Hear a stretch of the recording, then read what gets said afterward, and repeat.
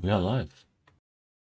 Welcome, everyone, to Season 1, Session 10 of our GURPS Monster Hunters game. I'm today's GM, Rigil Kent, a.k.a. Phil, when I forget to use our online pseudonyms, since it's mostly me. Tonight we'll again be down one player, as Padre is still on vacation, and I think it looks like he's going to be on, out for the foreseeable future due to work. Sadness. Yep. And despair. Before we actually get started, are there any immediate housekeeping things that need to be taken care of? Well, I'm sure I've got some laundry that needs to be done, some sweeping to do, dishes for sure. I did go ahead and pick up Navajo at Broken. Okay. I have 10 points, but I have no idea what I want to spend it on. Sounds to me like you wanted to put some points into the housekeeping skill. I would like to buy Fast Talk, if I may. Okay. That means you have to actually talk. Are you going to use it? You'll definitely also want to apply that to in GCA because I know you have the shyness disad, so it may reduce what your effective skill is. Ah, gotcha. I'll increase my diplomacy. Okay, have you been diplomating? I don't remember. Last game I was trying to be a diplomat. Rolled it a couple times. Okay. That seems probably fine, maybe fine, possibly fine. We haven't expected 2 more sessions after this. Yes, that's my hope. I'm not 100% positive if I will get past next session. So next session may end up being the finale, but I was hoping to try to get to the 12. You just need to throw some ninjas out there and we'll be good to go. Well, maybe.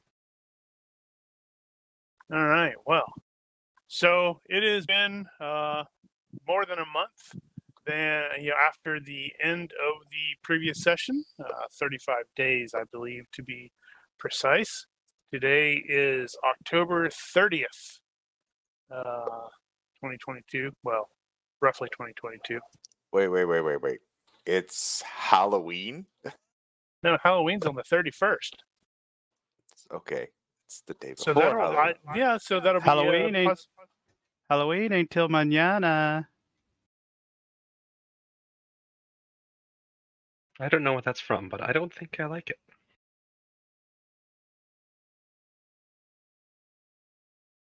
Can I spend 2 points in acrobatics? Why are you acrobating? You're a doctor. You don't need to acrobat. All the dodging that I've had to do. But have you done acrobatic dodging? Yeah, I don't recall you doing acrobatics. I mean, I don't have a problem against it. You just have to remember to actually do acrobatics and stuff. Has he been training in acrobatics? And it would be 1 point, right?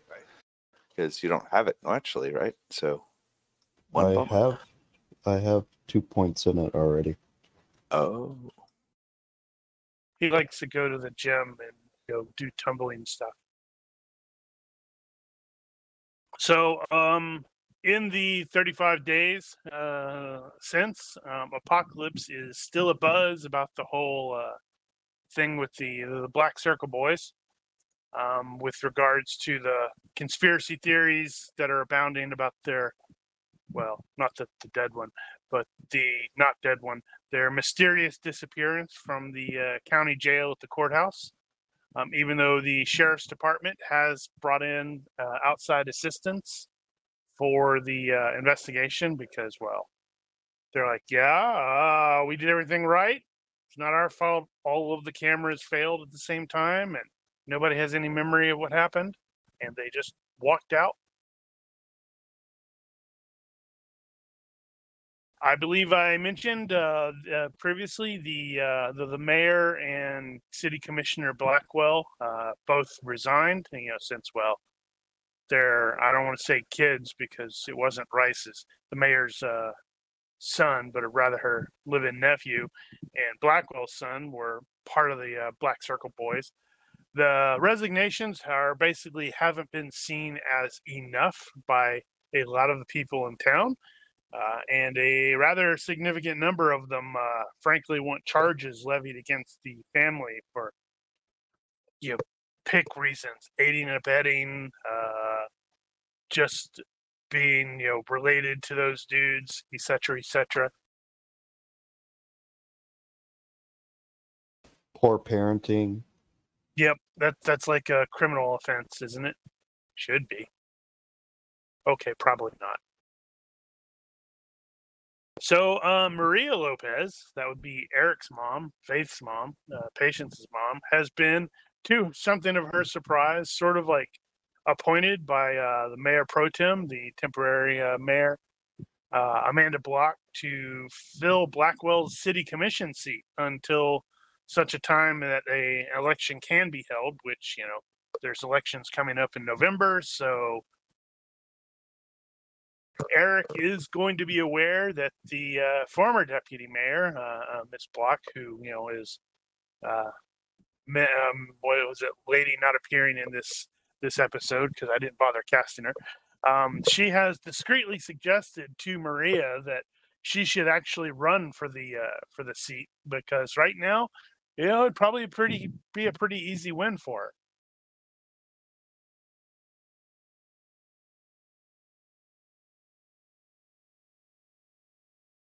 Sorry, I was having to clear my throat.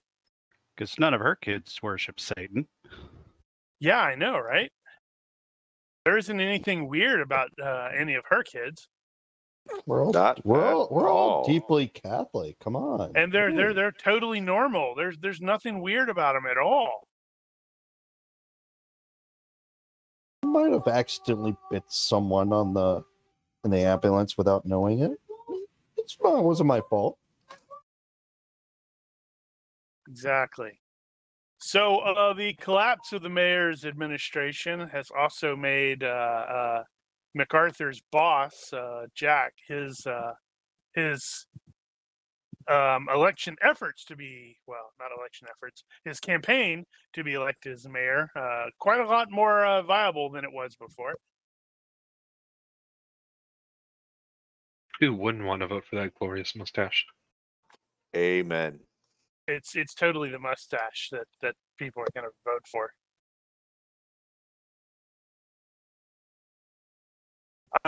And Faith herself has a significantly higher profile than she would like, due to the whole publicizing.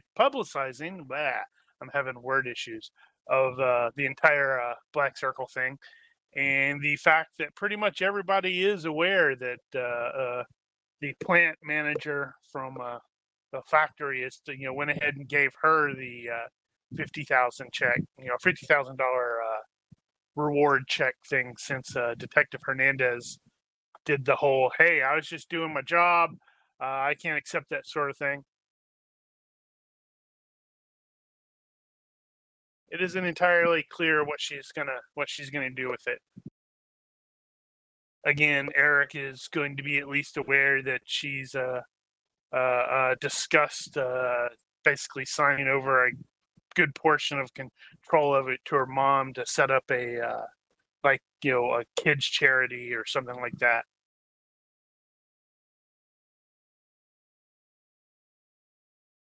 And to no one's surprise, there have been several out-of-town reporters in Apocalypse of late who've been digging into the whole thing because, come on, this story is just too damn juicy to ignore.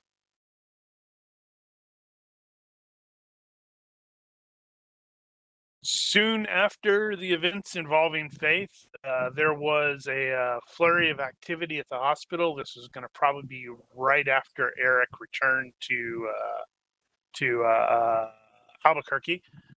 And it will be eventually learned that 2 members of the archaeological team were diagnosed with oddly minor radiation sickness. So that has prompted a further investigation and a pause at the dig site while they bring in people to try to figure out how the hell they were exposed to radiation. That's not spooky at all. It is probably Old Man Withers. You can't trust him. He would have gotten away with it too. And then finally, Draven has discovered that Detective Hernandez is also in the same management counseling thing that Ryder is required to attend. That's hilarious. When he turns up, Draven is just going to burst out laughing. Yeah. Well, he will probably not be particularly pleased about it either, but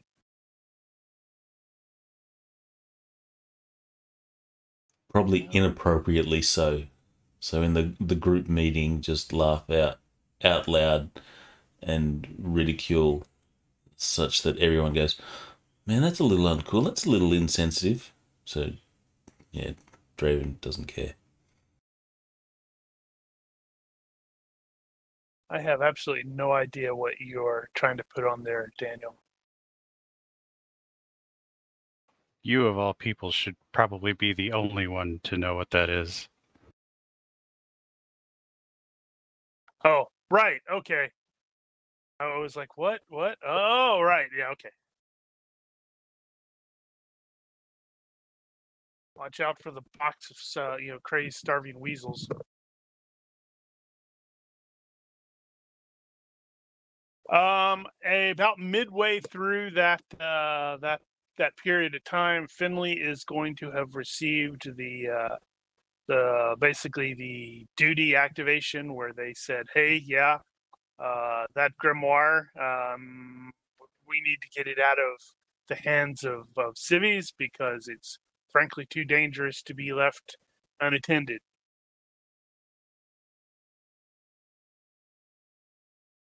Well, yeah, I mean, can't argue against it. It's just gonna be unfortunate. But they are going to leave it entirely up to you how you go about accomplishing this task, or failing to accomplish this task and ending up in prison because you were trying to, steal evidence. Maybe you and Draven can share a cell. No, I'm good. I'll try to avoid that whole. I'm good. Establish dominance.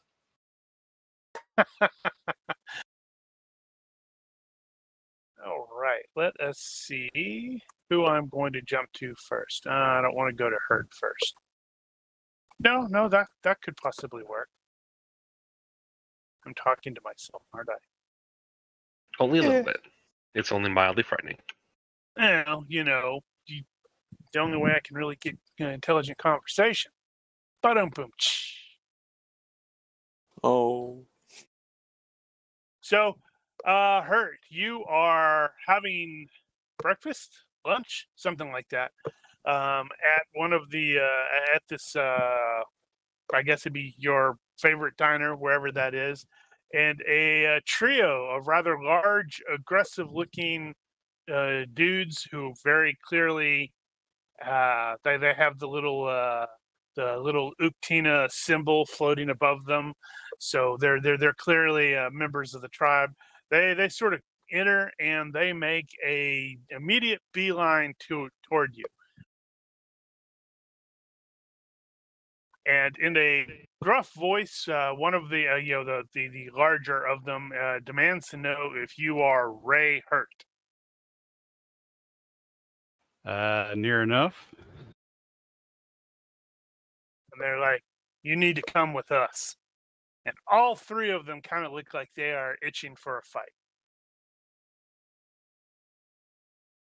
They look like seals. Well, maybe. Where seals? I was gonna say hi, fellas, in Navajo. I couldn't find it. They don't have Navajo on Google Translate.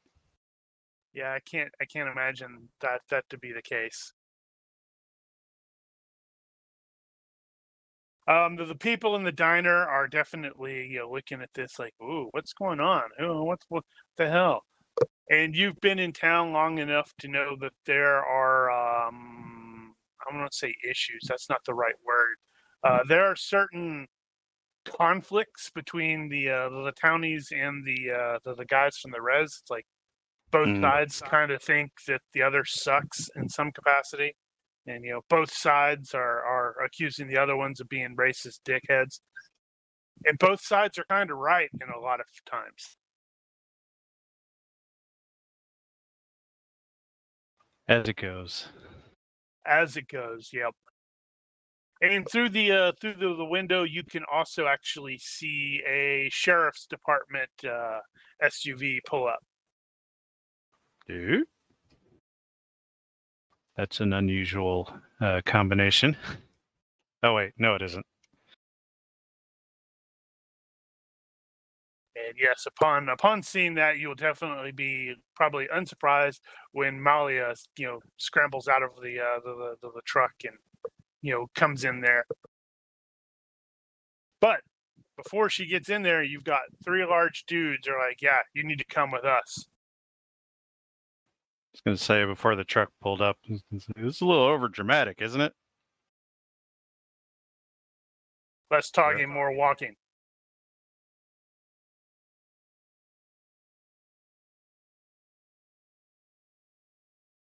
Sounds like a party.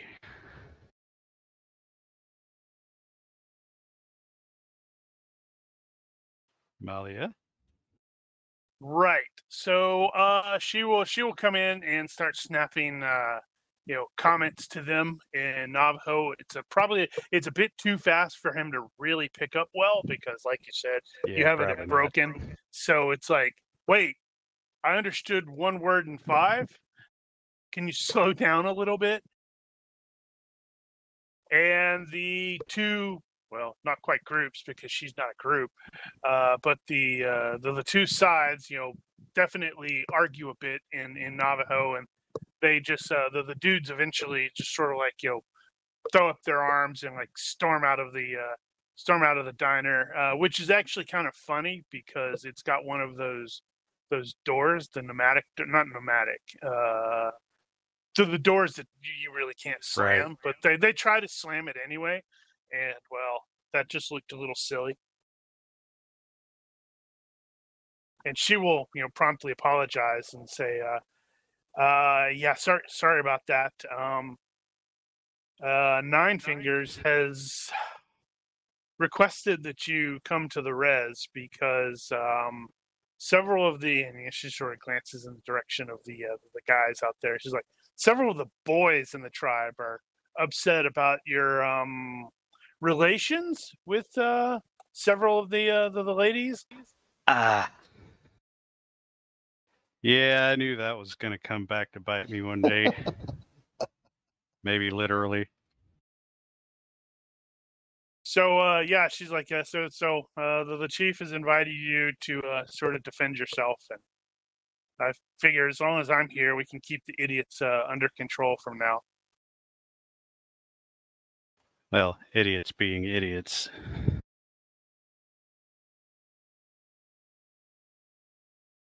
What exactly is Nine Tails planning to do about this?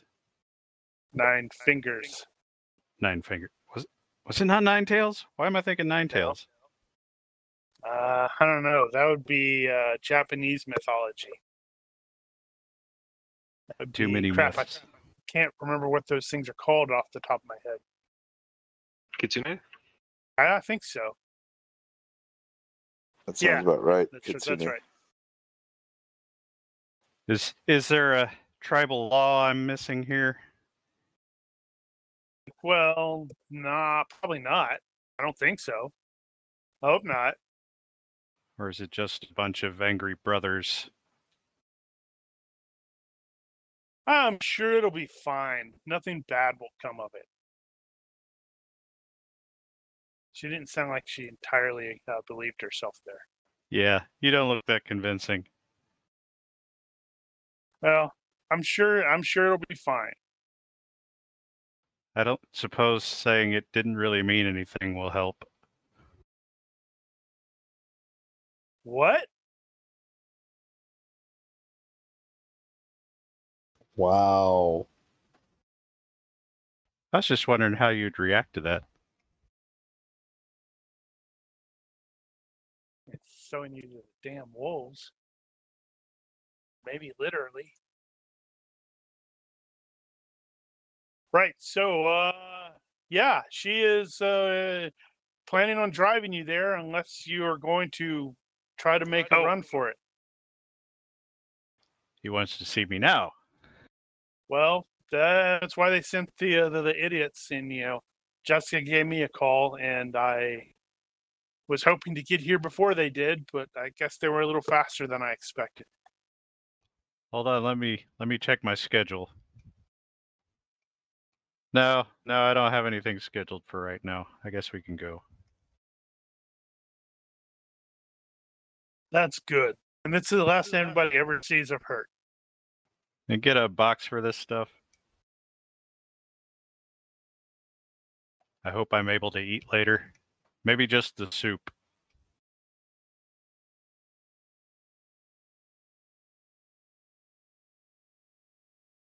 Okay, so she is going to drive you to the Sky City Pueblo, which is totally ripping off Acoma Sky City because it's cool.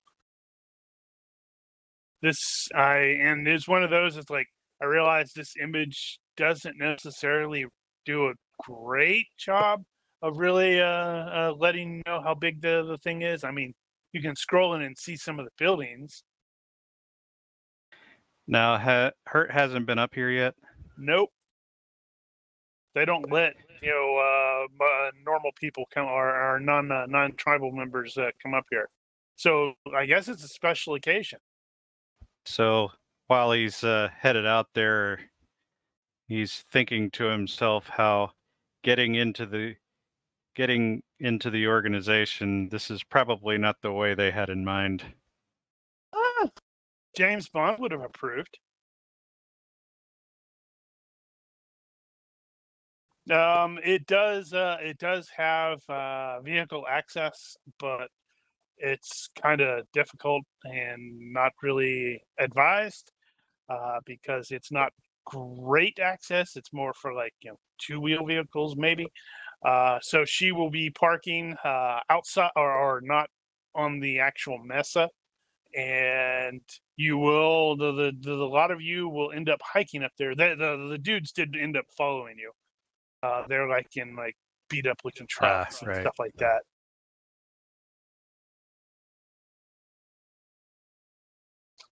And once there, you will be greeted by some of the people that you recognize, some of the people you don't. But Malia will continue to take you before the to basically like right outside a really really old looking church, and there the chief Nine Fingers is effectively gonna like hold a court with it frankly seems like the majority of the tribe is attending. This is not everybody. These are just the people that actually have names. Right. Actually, I don't think he was. He was not. It was Eric that interacted with Nine Fingers and before. The dude there at the bottom, Bear Killer, is actually like just basically standing behind Nine Fingers and is got the unmistakable body language of okay, that dude's some sort of bodyguard. Something that Hurt does note that's kind of interesting is the Jessica is standing literally to the left of Nine Fingers, and the guy that is listed here as Red Hand is standing to the right. Now, Bear Killer is the one that was standing there with Malia at McKay's cabin. What was left of it, right? I believe so. If not, he was now.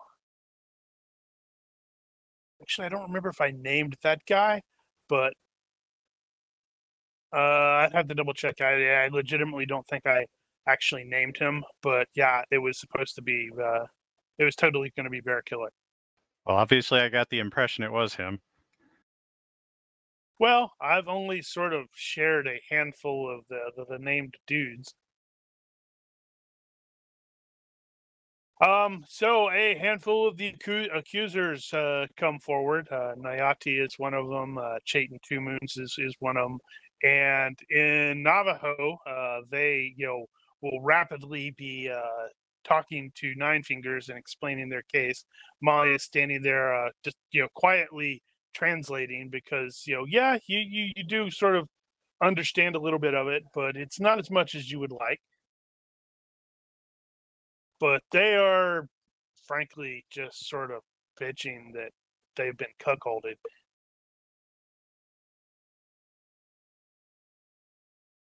And then the chief will, have some of the women step forward.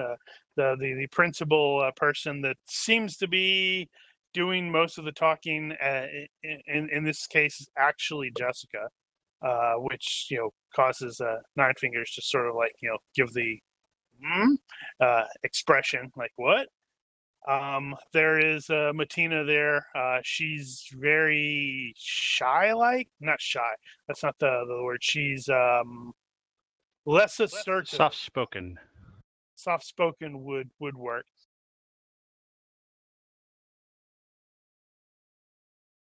And, Malia will have to break off translation a little bit because she has to go forth and have some words to Nine Fingers as well. And Hertz realizing he's getting a lot of angry looks from some dudes. Like, maybe he should have kept it in his pants.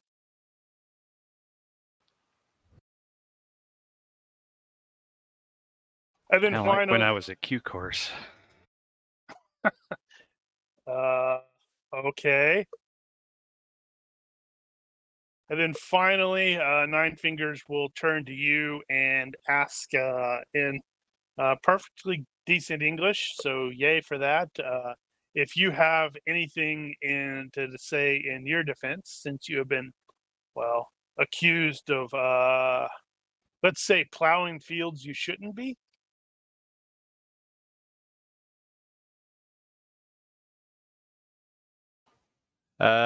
Basically, his only defense at this point is going to be to ask the question: have any of them claimed that the situation was forced?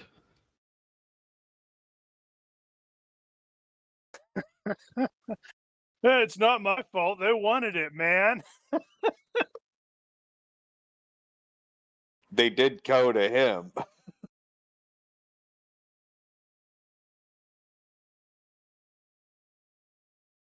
Okay, so let's see here. I need to look at something really quickly. Do you have body language by any chance? I don't think I do. I think I had Detect Lies at default, and it's not great. Yeah, nobody language. No, this is definitely body language, not a. Yeah, no. So that is okay. So I guess he can't make the Detect Lies -4 since if he's just got Detect Lies at default. Yeah, can't default to default. That's sad. So it's really kind of hard to get a read on Nine Fingers. He's just like listening pretty impassively. All the sides. When you make the commentary, it's like, hey, it wasn't forced. Basically, he will actually, inquire of the women, your friends, so to speak, and none of them will, say, yeah, well, he did push it or anything like that. They're very much no, it was consensual. That frankly kind of seems to super piss off the dude up here, Nayati, who just goes off on this really, really furious tirade in Navajo that he's speaking so fast and so loud that it's yeah, you're not even sure if you understand one word in 10 in that case. Don't need translator microbes for that. You really don't. Malia doesn't bother translating what he's saying because, well, you can kind of get the gist of what's over there because the dude is that word was mother. Why did he say mother? Because he points to Matina and he sort of points to you and then he whatever it is he says it ends in more of a exclamatory fashion, and he points to you, and everybody goes really quiet and stare at him and then look at you, and then they're like, did he just I don't like what? where this is going. And Nine Fingers is going to attempt to, try to do the calm down thing, but Niati doesn't seem to be having any of it, and he's like, being very insistent.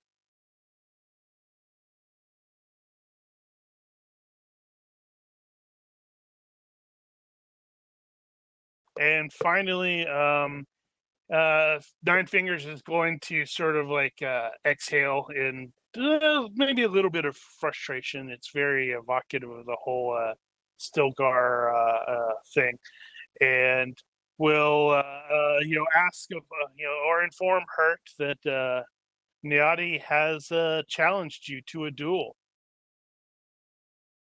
Although he's not going to use those words, he's going to use a Navajo word that you don't understand, but it's not impossible. It's not difficult to figure it out.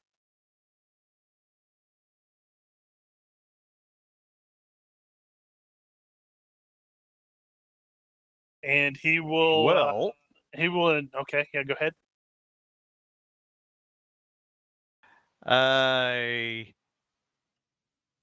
Whoever's going to be translating for me, to the extent that they will be, I will ask what the particulars of this situation are and what happens if I refuse, yada, yada, yada. So Malia, Deputy Begay, has to consider it for a moment because she will admit this particular challenge, and you can almost hear the capital C, hasn't she's never seen one before, and it's frankly she thought this was an obsolete doohickey. Not doohickey, ritual would be appropriate, tradition, whatever. The particulars are it will be at night because there are extenuating circumstances for that. It's just a tradition, and according to the old traditions, from what she understands, and she'd have to actually speak to Nine Fingers to confirm this because, well, like I said, she doesn't really, not super familiar with this particular challenge, but from what she understands, if he does refuse it, that means in Utina eyes, any member of the tribe is immune to any prosecution if they hunt you down and kill you, which seems wrong to her. Mm-hmm.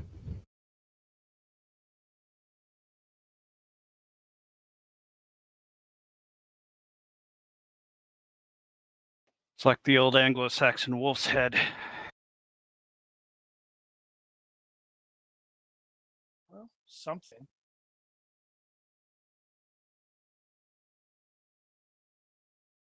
So how is good old Raymond reacting to this? I'm gonna guess this is to the death as part of the particulars. She will say that's kind of what it was implying. I've never heard of this actually being used. I thought it was a relic from like the bygone era. Dinosaurs walked the earth. I'm sure we can talk it down to first blood or whatever. I'm curious. Does federal law trump tribal law? I remember looking that up at some point, and I don't remember how that worked. What are you talking about? They can just, make it disappear. And like, we don't know what happened. Well, that's a whole nother matter. So, as a player, I don't intend to turn it down. I'm trying to decide if there's any conditions that the character would set on this, and I don't see anything. And his duty to the company, or his mission for the company, was to infiltrate this organization. So succeeding at this is going to probably get him in which case, mission-wise, this is something that he definitely needs to do. So, plus, his duty is extremely hazardous, so this could be extremely hazardous. And on a meta level, the player and quite possibly the character has a pretty good idea that this is probably a werewolf, and he is going to way outclass me.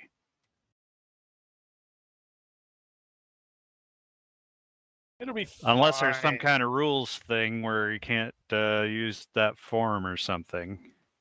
But yeah. So hurt is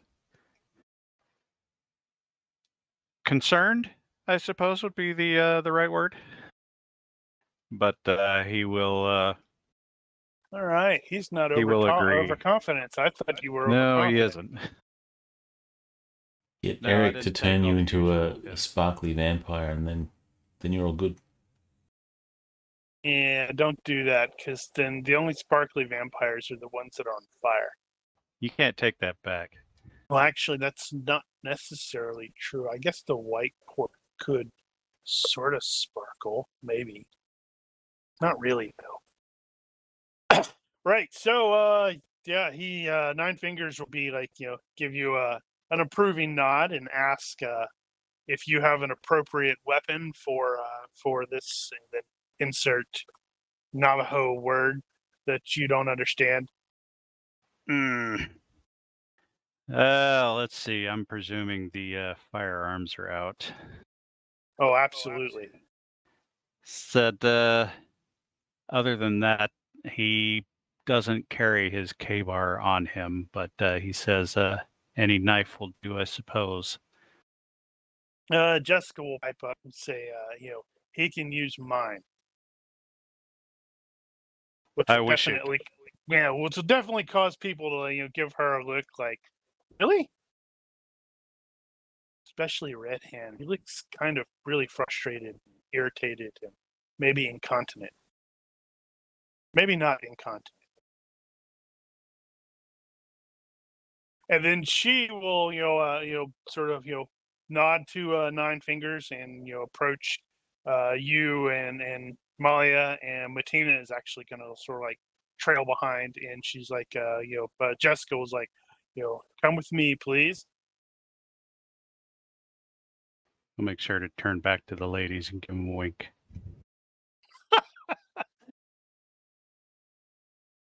And none of them know which one it was meant for.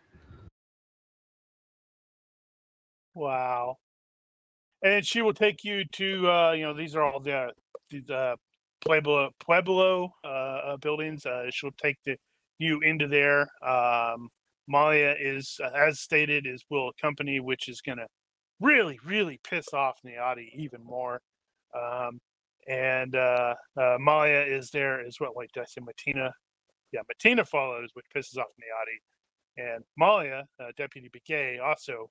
And there's too many damn words that are the same. Why did I name them like that? Damn it, Mark. I sorry. My bad. And as soon as you're inside the Pueblo, Jessica's expression just sort of like, it's like she's had a sort of mask on and, it just sort of crumbles. And she's like, this is bad. This is very, very bad.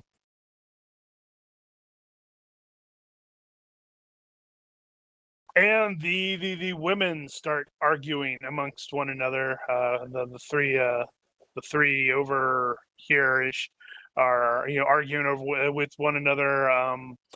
In Navajo. So again, he's like hurt, is struggling to keep up. You two, really?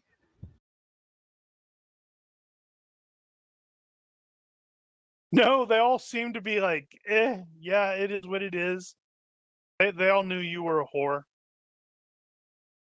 It's not a whore. He'd be a slut. Man slut, right? Damn it. That should have been my defense. Should have said, What? I'm just a gigolo. And everywhere I go, people know the part I'm playing. Yes, you have failed all of us by not using that defense. Damn it.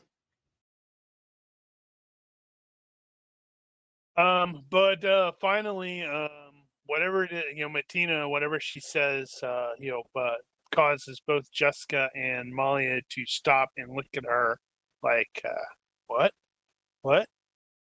And then they start shifting into, back and forth between Navajo and English, not really thinking about it. You know how those weirdos who can speak multiple languages sometimes do that. So he can follow a little bit more, to which he is pretty much he is aware that Matina has made a suggestion of some sort of a way to quote even the odds, and neither Jessica nor Malia particularly like this option, because both of them are saying that it's frankly too dangerous, because you are not one of the people, and you can definitely hear. Well, they're going to refer to it as Dine, not people. But he knows the word means people, and that's what the Navajo call themselves.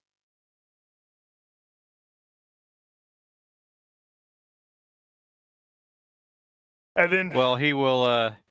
If he's hearing that part of the conversation and can put two to two together, he'll say, "I'll do it." And Jess is like, "Are you positive about this? Because this could kill you. Not in a nice way." Well, if it's my time to go.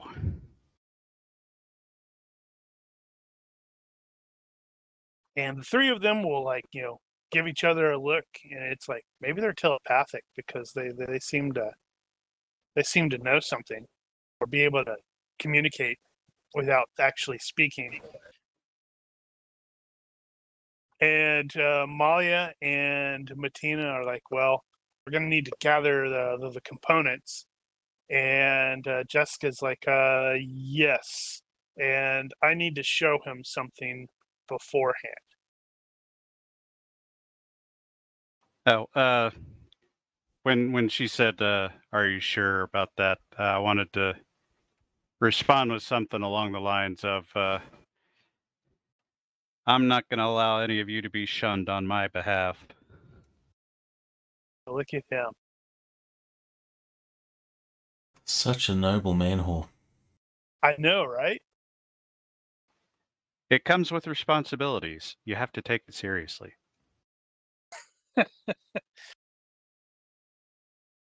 Okay, so I'm going to jump from you to Ryder. but yes, she is going to show you something. I'm not gonna. No, I already saw that. That's why we're here. So Ryder, in the month plus, in addition to having to do your like weekly anger management things and your other various stuff, what are your plans? I believe you had mentioned wanting to poke around and try to track down that Sasquatch because you were super ballsy and overconfident. That's one of the things that he wants to do. He's also going to, since it's been a month, he's going to be calling back home to see if he's heard anything or his sister's heard anything about his mum. They have not. I am going to make I probably should have made a note of that. I'm going to make the presumption that you guys are in fairly frequent contact because of this, because they want to know what's going on, and you want to know what's going on, and nobody knows what's going on.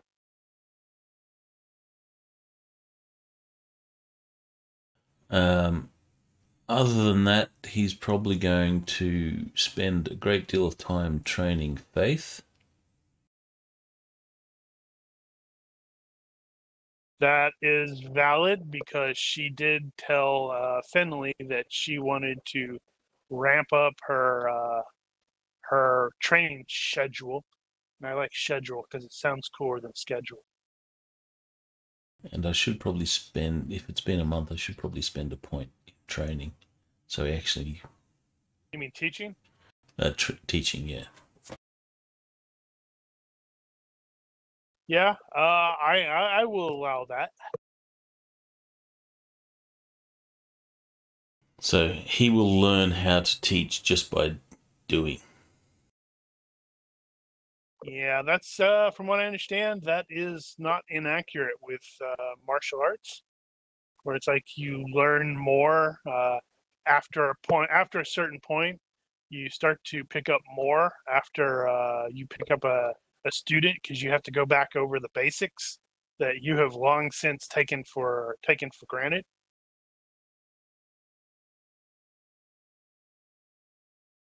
And I'm not sure if there's any other loose ends that he really wants to follow up on. Does he learn how to teach better? Yeah, that's why he's just spent a point in teaching. That's better than Well, I not having obviously any missed points at that. all. Do we I don't know what actually that have... is teaching. Do we have all the traits loaded? No. No, we don't. I Did we have do just skills. I don't think so. The only traits and skills that I have been putting on there are the ones that have come up and are super important in the game. It's like, I need to remember I was just thinking all those ones that we're always having a default to are probably the ones that we need to make a module for. Well, it might not be a terrible idea to start working on all of the skills. I wonder how I would do that. That import thing of I don't remember who it was. That was Jack's, wasn't it? Maybe. I wonder if that would work. I have to look at it. I barely remember touching that. Teaching's IQ average, isn't it?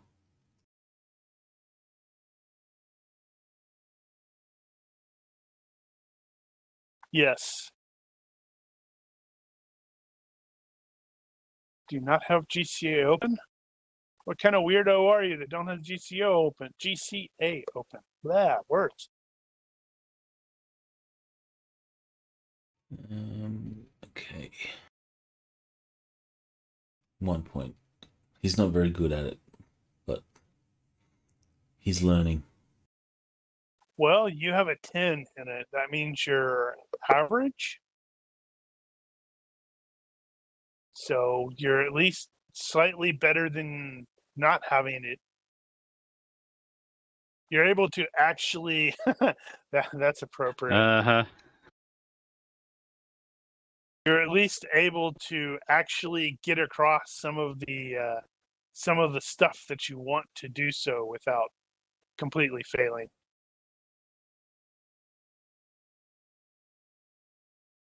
And Okay. So, yeah, go ahead. Draven will also be on the lookout for, like, monster sightings or anything like that he could possibly drag Faith along to get some, real life experience. Well, you're not going to go hunt down the Squatch?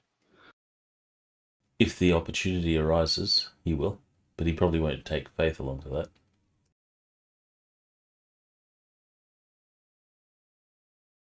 Yeah, I'm envisioning that conversation with Eric later. It's like, hey, good news. We helped rescue your sister a month or so ago.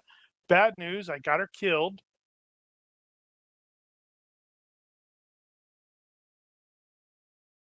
A little unfortunate, that.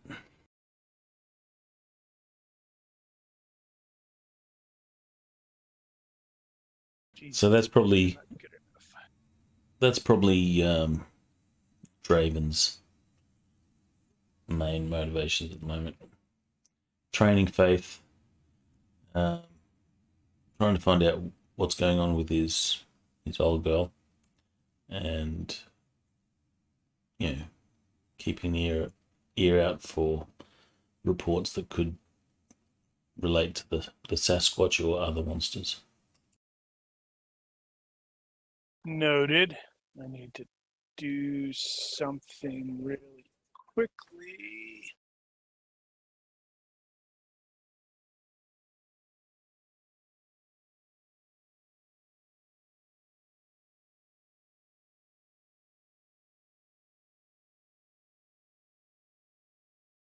Okay, so I'm gonna say this is probably the first opportunity you've really had to actually get out and start looking around for a Sasquatch. The logical location to start out is the glass factory. There you will definitely find that it looks like it's a complete mess on the inside. Even though the image here doesn't do a great job. Multiple of the windows have been broken. They look like they've been something's been thrown through them. Inside, it's just sort of it's not quite wrecked, but there was definitely something big that that went down in here.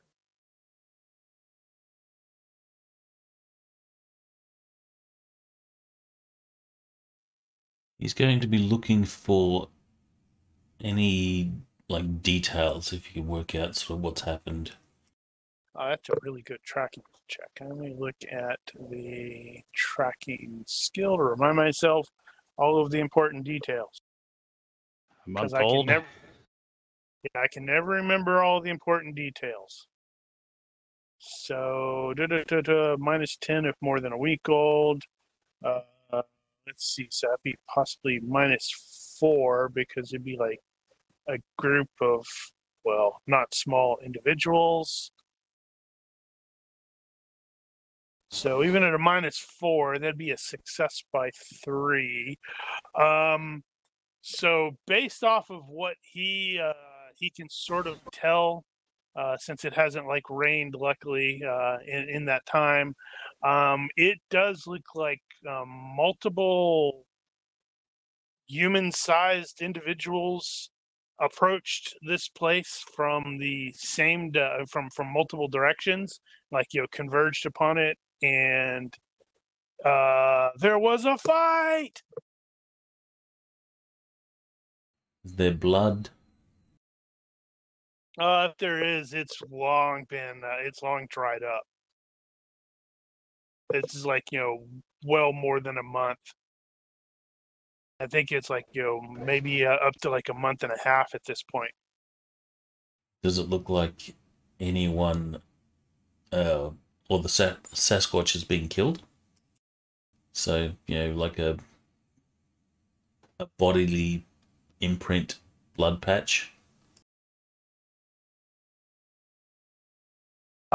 Based off of what he, since it's even, with success by 3, I'd say he's at least able to tell. He doesn't think anybody died on either side, but both sides got messed up and then ended up basically withdrawing.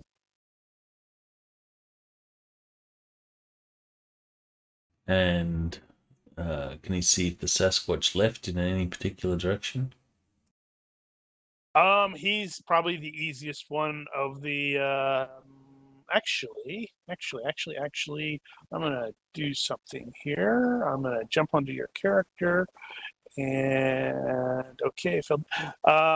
So something that while he is initially, he's like, okay, it's pretty easy to identify the Sasquatch because, well, that guy was size mod 1. But as he is like, scouting through the actual the tracks, he realizes that the dudes that were in the fight also seem to have like shifted to size mod 1. And did their footprints change to like paw prints? There were that's difficult to tell, but it definitely looks more bestial than it was.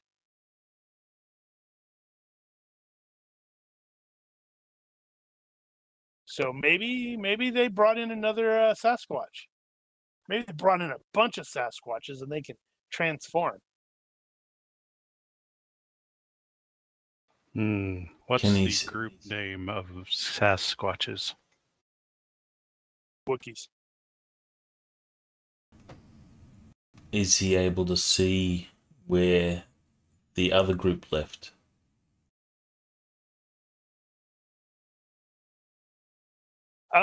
Yes, but that is heading back toward the actual road where it does get a little bit more difficult to follow. So they enter a vehicle or something like that? Yeah, probably. Maybe vehicles. Maybe it was you guys. It's like, from the future. Well, we're already in the future. No, I mean, it's from the future, but they went back in time and, wibbly wobbly, timey wimey.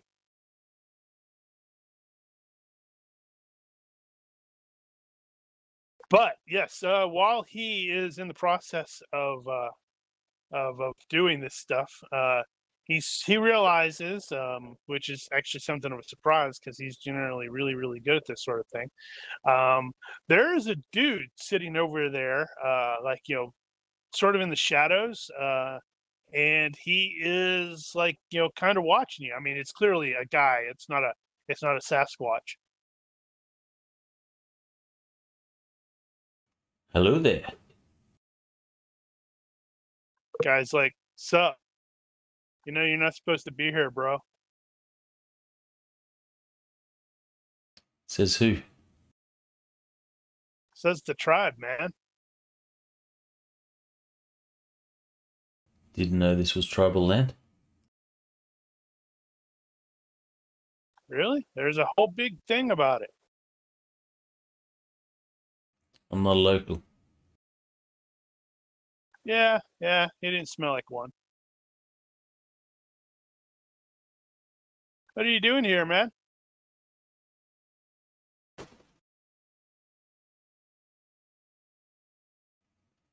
Just looking around. That's some pretty intent looking, bro. I mean, seriously. You were super, super intent.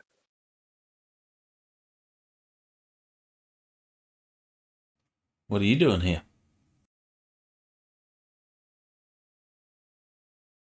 Well, I pulled the short straw. I got to keep an eye out here for see if blood in his eyes came back. Blood in his eyes. Yeah, Who's that? the Sasquatch you're looking for.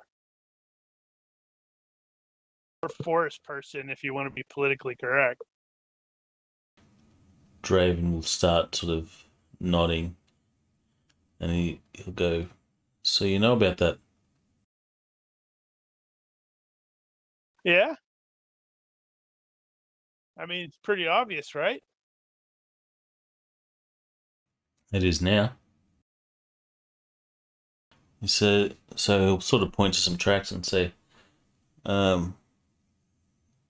"This you lot? Do you have Yeah, a bit of a probably. scrap?" Yeah, we had to chase him off. Do you know which way he went?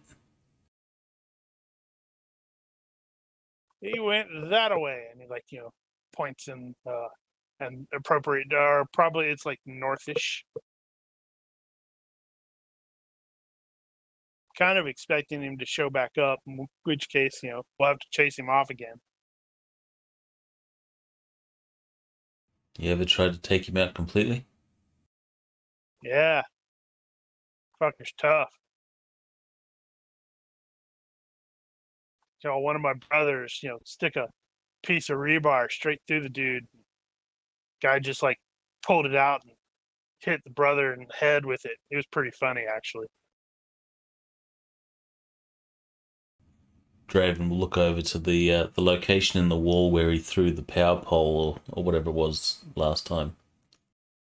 And he'll say, "Yeah, he's pretty strong." So what are you planning on doing if you find him? Finish what you guys started? Right. You're a funny dude. Why do you say that? I have my doubts that you could do that with a pig sticker like that. Did you miss the whole steel rebar through the chest thing? You just gotta make sure you don't get hit. No. I mean, we stuck steel rebar through its chest, and blood in his eyes just pulled it out and hit a guy with it. Healed up real fast, too. I see.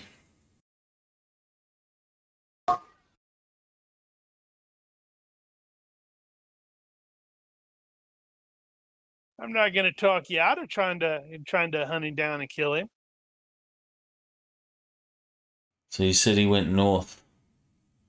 Where exactly do you know his hunting grounds?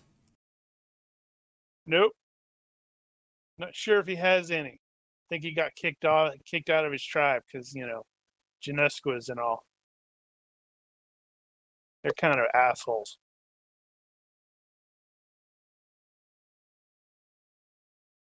So your whole tribe knows about it. This is our land, bro. Why wouldn't we know about it? I'm wondering if you could explain something to me. Maybe. I was looking through these tracks and such. It looks like a bunch of your people might have certain talents. Absolutely. I am a kick-ass motorcyclist.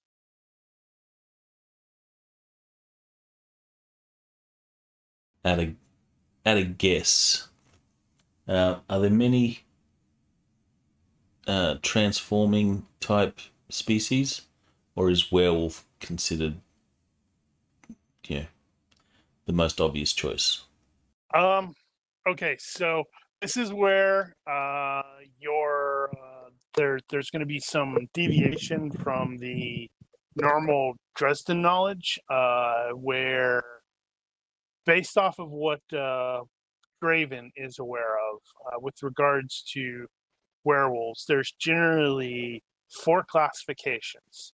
In fact, I'm not even sure if he's going to be aware of one of them because it's so rare. There are werewolves themselves, which are honestly, they are just a single spell casting magician, where it's somebody who can cast one spell. Well, I guess it would be technically 2 spells, but it's like from human to wolf, actual wolf, not half weird thing, and back again. So that's the official werewolf, and then you have the lycanthropes, who are basically like berserkers. They're people that have they don't transform, but they can go crazy during the full moon and such like that.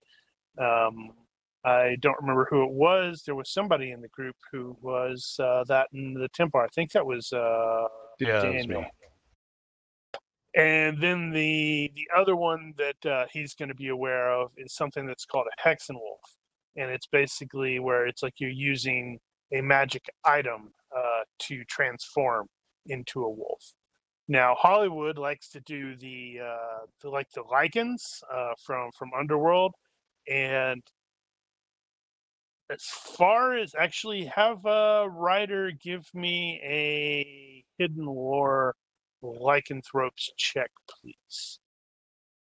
Okay, so as far as he's aware, there's only those 3 types. So he's not necessarily going to think of werewolf. However, that does not mean that there are not shape-shifting entities out there, because there's all kinds that can shift back and forth. And I've probably just muddied the waters a bit more. All right. So since Draven's skills are lycanthropes, that's where his go-to. So he has no real knowledge of the others. Right. So so in that case, if they transform, if they were actual, what he thinks of as werewolves, where it's just like human to wolf, wolf to human sort of things, and those would have been really, really big wolves.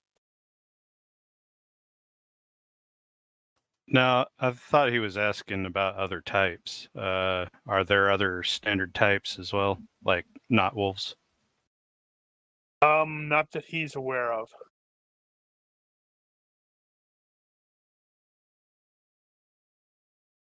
So then Draven will say, I don't mean those sort of talents. I mean, are any of your lot shape changes?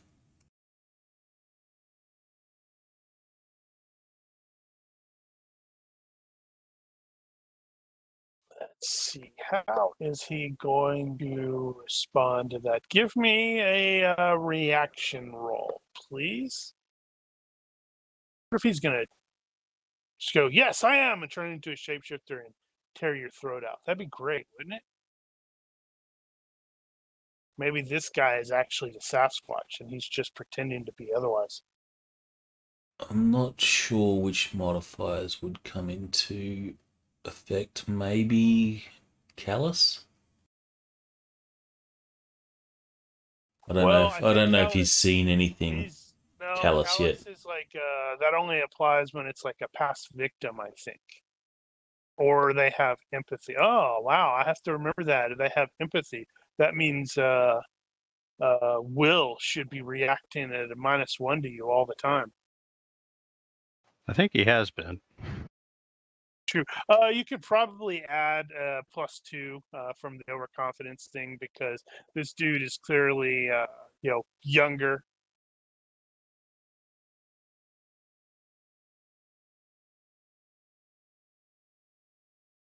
Oh, that's interesting.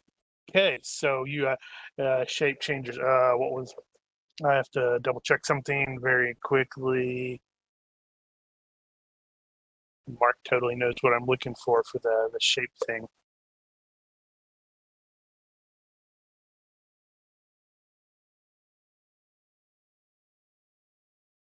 I'm gonna make sure. Okay, good. Okay, I was like making sure that he didn't use the wrong word there. The guy's like, come on, man. Why would I admit something like that? I mean, just based off of your look, you're clearly like a hunter of some sort. You're gonna run around going, hey, I'm a monster. Please attack me? Come on, bro.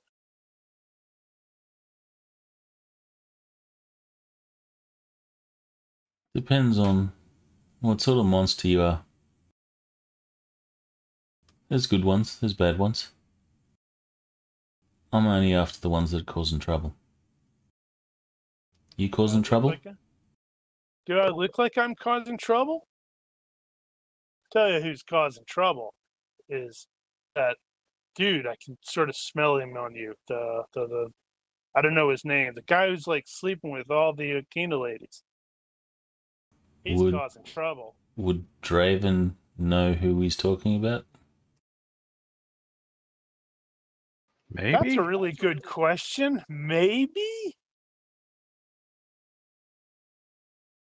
I mean, Hurt hasn't hidden the fact that he's a man slut, but I don't think he's running around and, going, hey, check it out. No, I mean, he might have seen them together at the fair thing or something. That's right. I was going to say he probably saw Hurt with Jessica at the Walmart thing, but that is not true because she had already left by the time that Ryder finally got around there. Yeah, that's a big maybe, I guess. Well, no, they are staying in the same hotel, though, aren't they? Let's do it like true. this. So that might be a probably.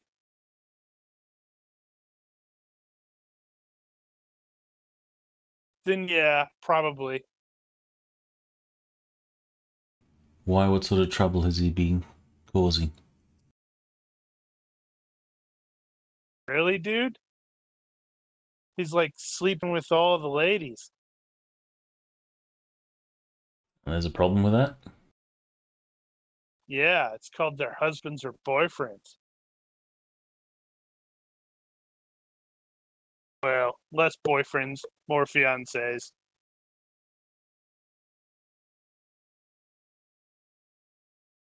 None of my business. Nope. Each to their own. Yep. So I'm interested in seeing how you're going to track down the forest person dude, the Genoskwa. This could be fun to watch. You got any people you want me to send word to after it rips you in half? Nah. I'll just disappear, and if I'm gone long enough, they'll know what's happened. That's sad, man. Ain't no way to live.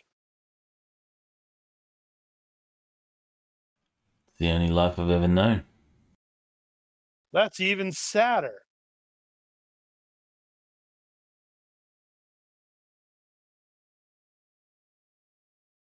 So, Draven's gonna say, so, north you say? Yep. You're going to go after him by yourself. Thinking of it. Unless, your friends maybe wanna lend a hand?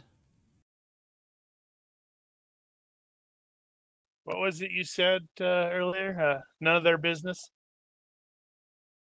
Like, as long as he's not on our land, we don't care. But you say he's gonna be back. He might be back. You know, Genoskas, they're pissy. He's probably upset that we chased him off of a nice lair.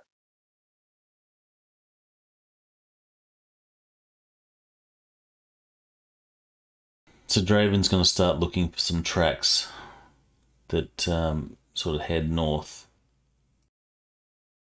And I'm assuming it's been, what, a month? So the track's A little going to bit be more than that, yeah. track's going to be really cold. Yeah, looking at the tracking skill, it is -10 if more than a week old.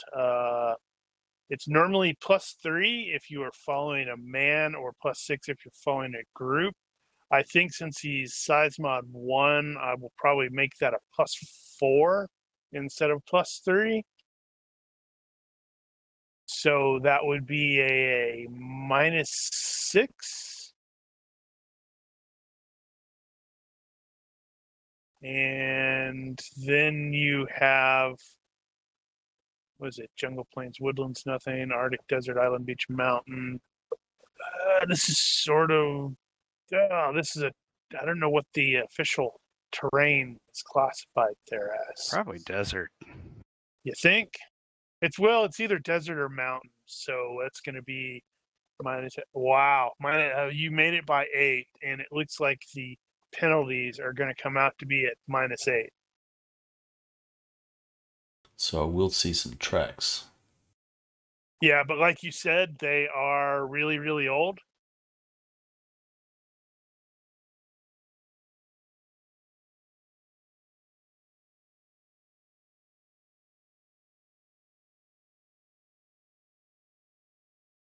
Then Draven's going to say, well, I'm going to follow these tracks. Follow them as far as I can. You and yours are welcome to join me on the hunt if you want. Otherwise, if he comes back here, you can always look me up.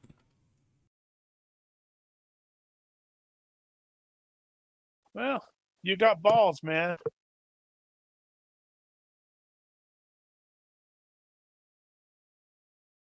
And the dude will push himself up off the thing that he's seeing, come over and offer you his hand. He's like, I'm Atsa 2 Moons.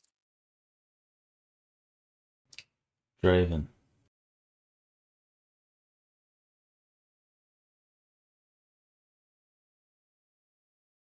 Well, good luck on your hunt there, Draven. That's a weird name, man. And Atsa's any different? It's perfectly fine for me. Draven works for me. Fair enough.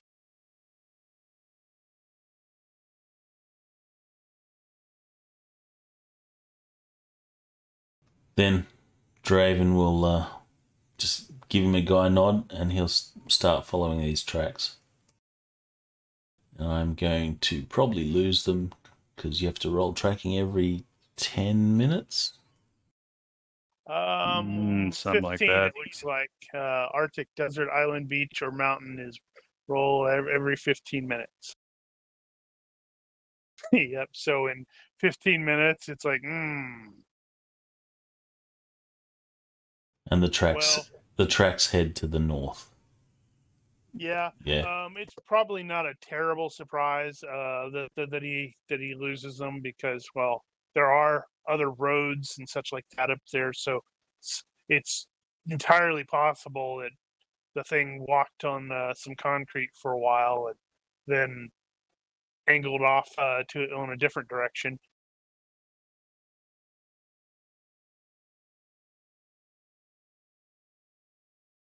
He'll try once more to reacquire the tracks. If not, he'll give up and he'll go back home.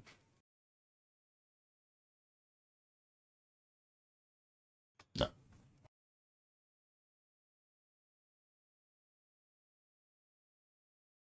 He is very disappointed that he doesn't get stabbed, blood in his eyes. Although He has a name now. Yeah, it has a name. That's the first he's heard that name. Hopefully it doesn't have a character sheet.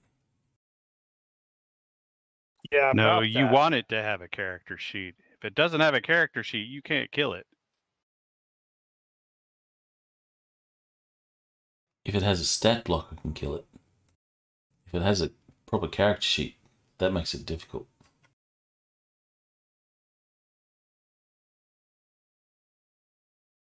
It totally has a character sheet.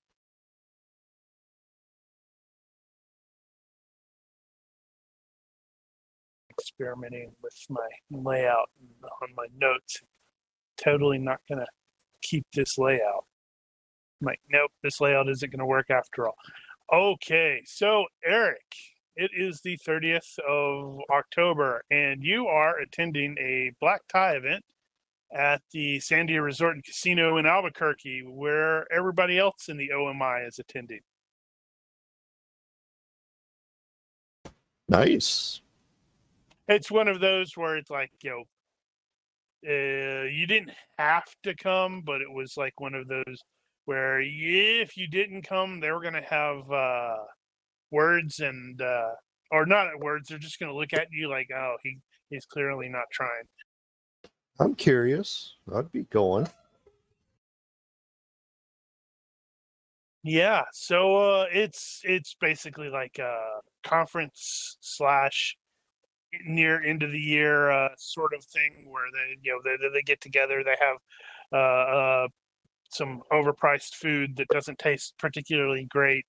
The boss gets up and gives a speech. Normally it's end of year. It's like in December, but well, they took an opportunity or had an opportunity and got in early.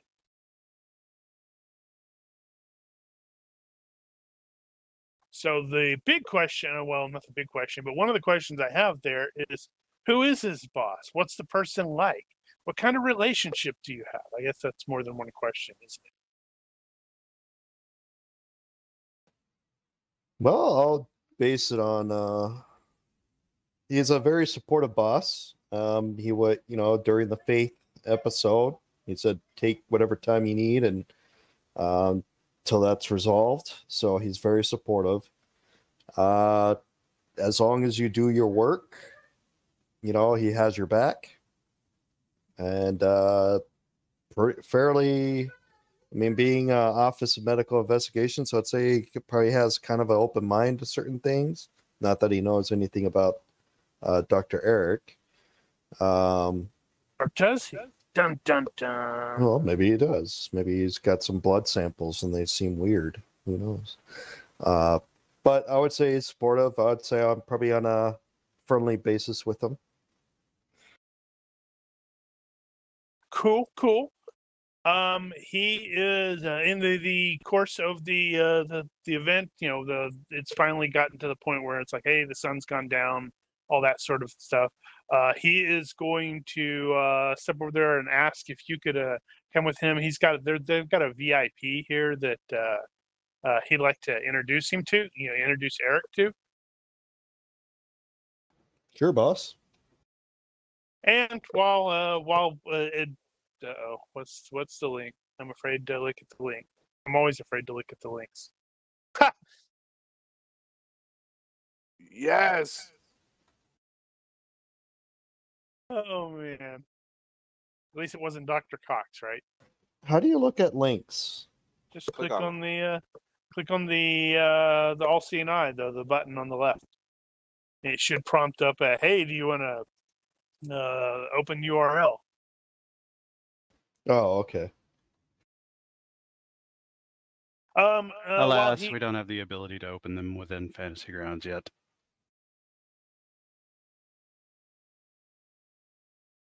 He just picked Dr. Kelso from Scrubs.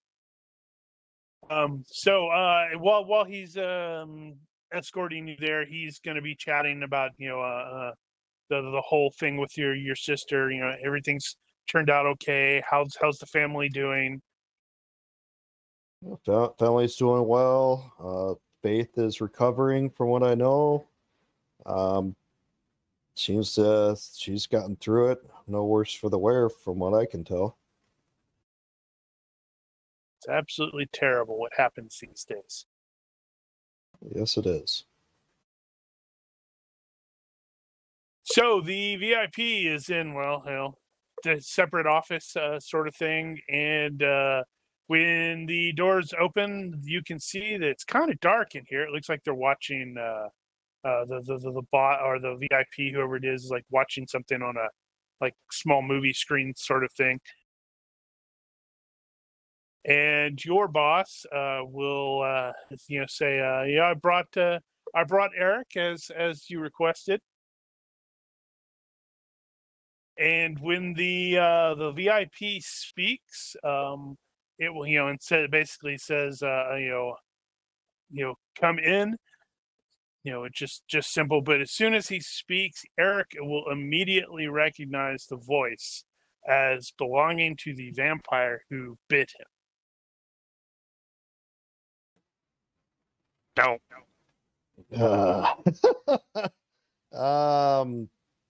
And it does sound like he probably hesitates. There for a second, like, oh crap, what do I do? Yeah. So, and as he does, the vampire basically warning, and he says, "Please do not act stupidly. If you do, everyone in this convention hall, no, everyone in this casino will pay the price." Okay. And you're like, "What's stupid? What do you mean by stupid?" Roll psychology. Damn it, Mark. So this is also a point that I'm not actually going to share an image for him, because I'm thinking of this in terms of like a television show where they never actually show what this guy looks like, but the voice is familiar to people who have watched the show thus far.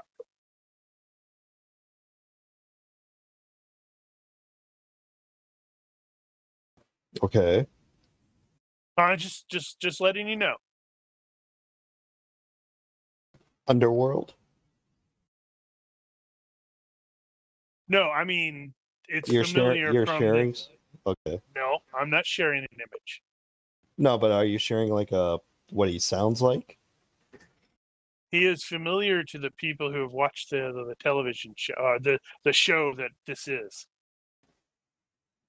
I don't do voices. I suck at voices. So what show? This show, Apocalypse, the show.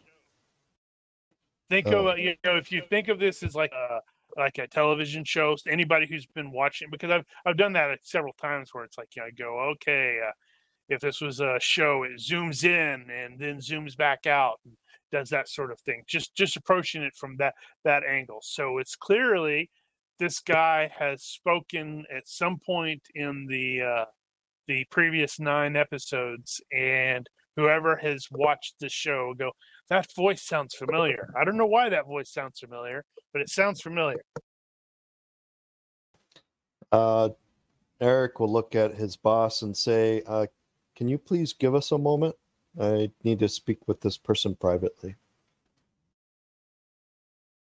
And then, quite possibly to Eric's dismay, your boss will sort of, turn toward wherever you're into the room, and he's going to ask. He's like, "What is your command, master?" And the vampire's like, "Go, you may leave." You could probably see if you're looking at Eric, you see he kind of blanches a little bit. That took him. That shocked him a little bit. Dun dun dun. Must have rolled my enemy and must have came up, or what's going on? It must have. Although it sounds like not only is he your enemy, it's your duty is also to him in some capacity. How weird. Isn't that interesting? Okay, duty and enemy at the same time. So my enemy controls my boss. Well, that might be a new thing. He could have just hypnotized him just now. That's right. Your boss could just be a butt monkey. Or he's a bug eater. So after his boss leaves, he will look back and, I know your voice. I have not seen your face. No, you have seen his face. Oh, I have seen his face. Yeah, okay. You've seen your face, but the camera here never actually shows your master's or not your master, your sire's face. Blah, words. So why do I have the honor of this visit? We need to talk. One of my rivals is moving in that town. You were nearly killed by him, I believe, or one of his agents. I wish to know why. I assumed you sent him. Why would I do that when I created you? Because from my knowledge of vampires and the Black Court, you usually don't make damn fears. You were not created on a whim, boy. So you're not my enemy.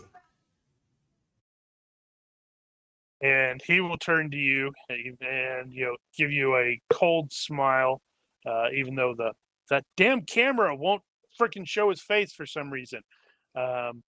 Even though you can see it, it's a very, very cold smile, but it's like of course I am your enemy, but you are not mine. I destroy my enemies.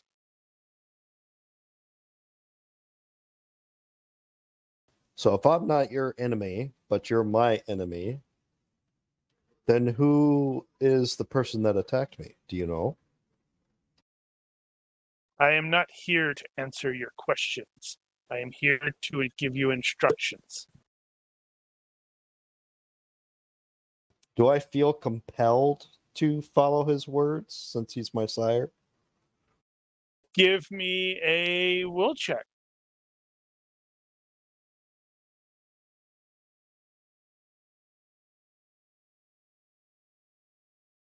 I beat you by that much, so I have to look at that. I will luck that.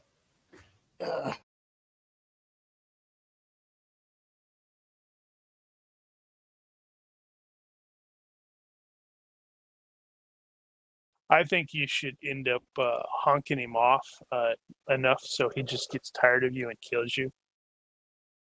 I think that would be funny.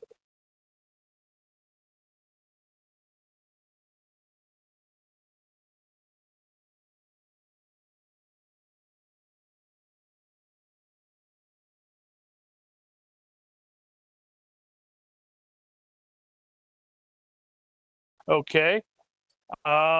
Your sire will luck that and force you to roll 2 more times. Dope. Really? Yes, really.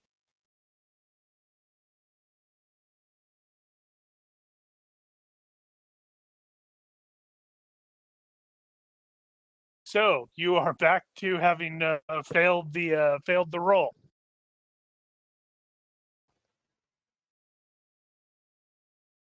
Okay. What a jerk that guy is, right? So I feel compelled to listen to him then. I am double checking how this actually is perceived. It's like to win. Okay, so he won. So yes, you are basically compelled to listen. In effect, he temporarily gains reprogrammable disadvantage. Okay. Okay, let me look at that. Yeah, you're totally upset I've with never me looked at that because one.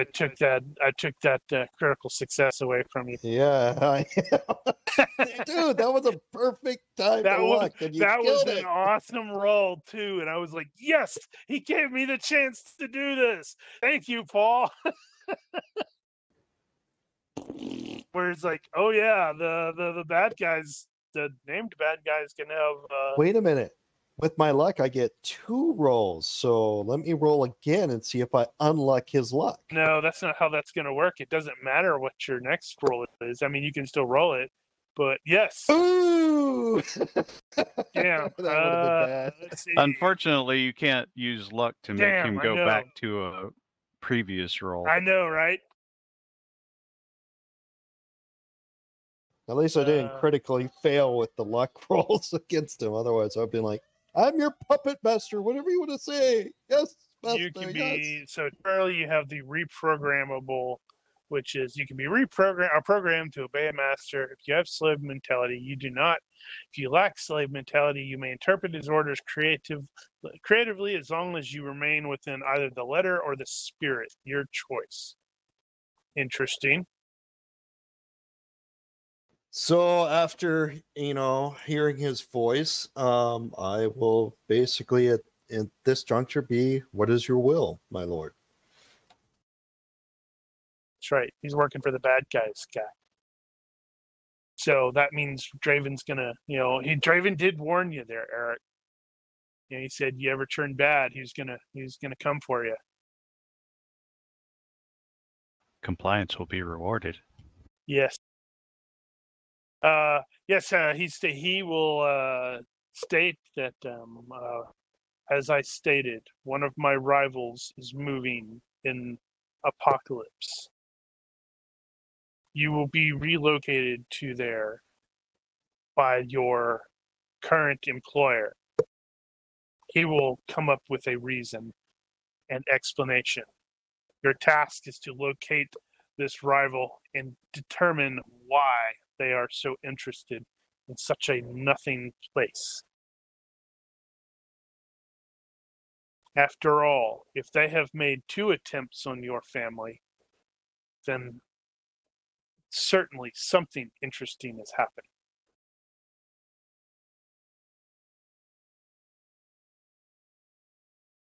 Your will. By your command. So something that does occur to Eric, since he does not have the slave mentality, is he said 2 attempts on your family, and you're only really aware of 1. Are you saying that the Black Circle boys were also the enemy? Do you truly think your sister was targeted accidentally? I don't believe it. I look at him. I'm like, you're right. She wasn't. Of course I am right. Oh, sorry. You have your task. You are dismissed.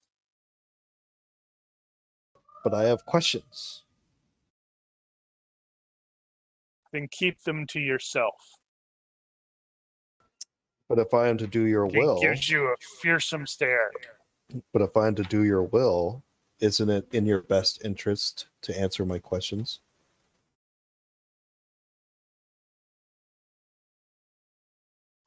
Okay, that's an interesting angle. A good angle to take. He will give you give you a fearsome stare, but he's gonna hesitate for a moment and then give you a slight nod and say, keep it quick. I have matters to handle. Understood. What do you know about this foe? What can you tell me? They are of the Black Court, as I am.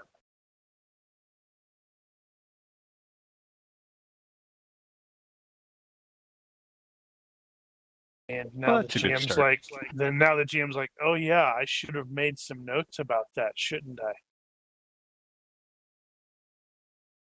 What a terrible, crappy GM. Yeah, sometimes you get what you get. I know, right? Can we trade him in for a better one?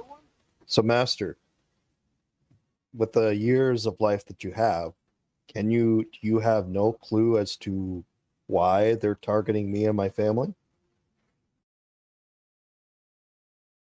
He is going to be quiet for a very long moment,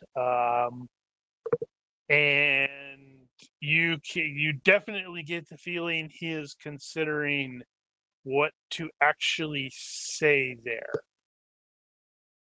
And when he finally speaks, it's not quite hesitant, but it might be like grudging, I guess, where it's like, I don't really want to tell you this, but I'm gonna sort of, yeah, might as well. It's like, your bloodline is an important one. Beyond that, you do not need to know more.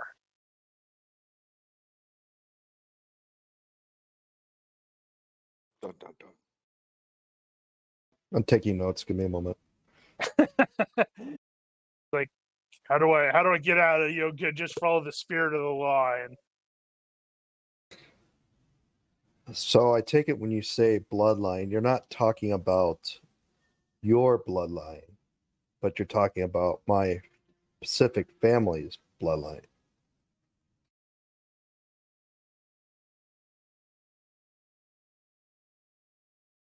of course I am. That's a fake response. So your bloodline or mine? Do not be obtuse, boy. Your bloodline.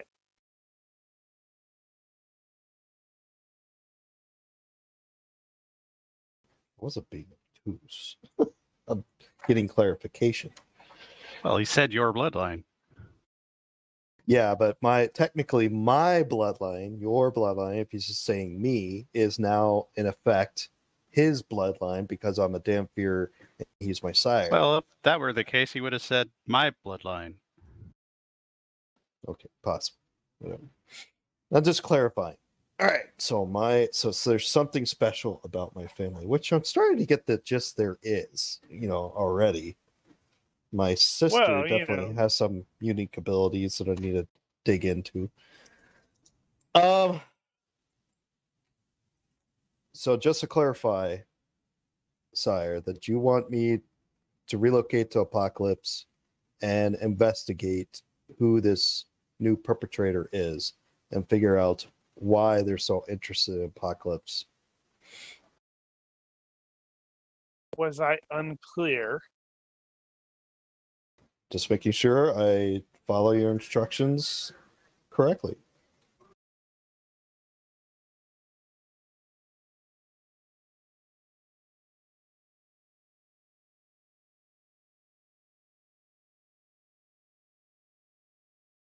I will have further information regarding the rival sent to you. Translation. Once the GM figures that out, he will provide that information to you. And now he's going, why the hell didn't you do that? What? Really? That was dumb.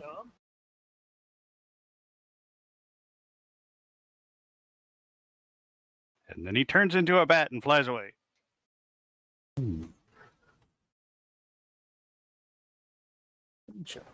I have one more question for you, Messiah. How old are you?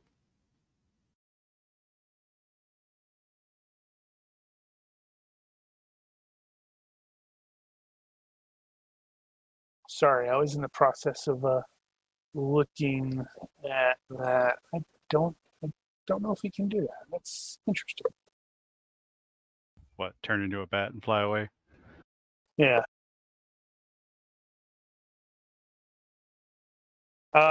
He will look at you, and he gets another very fearsome cold stare going, and his response will be, "You have your instructions. Now depart."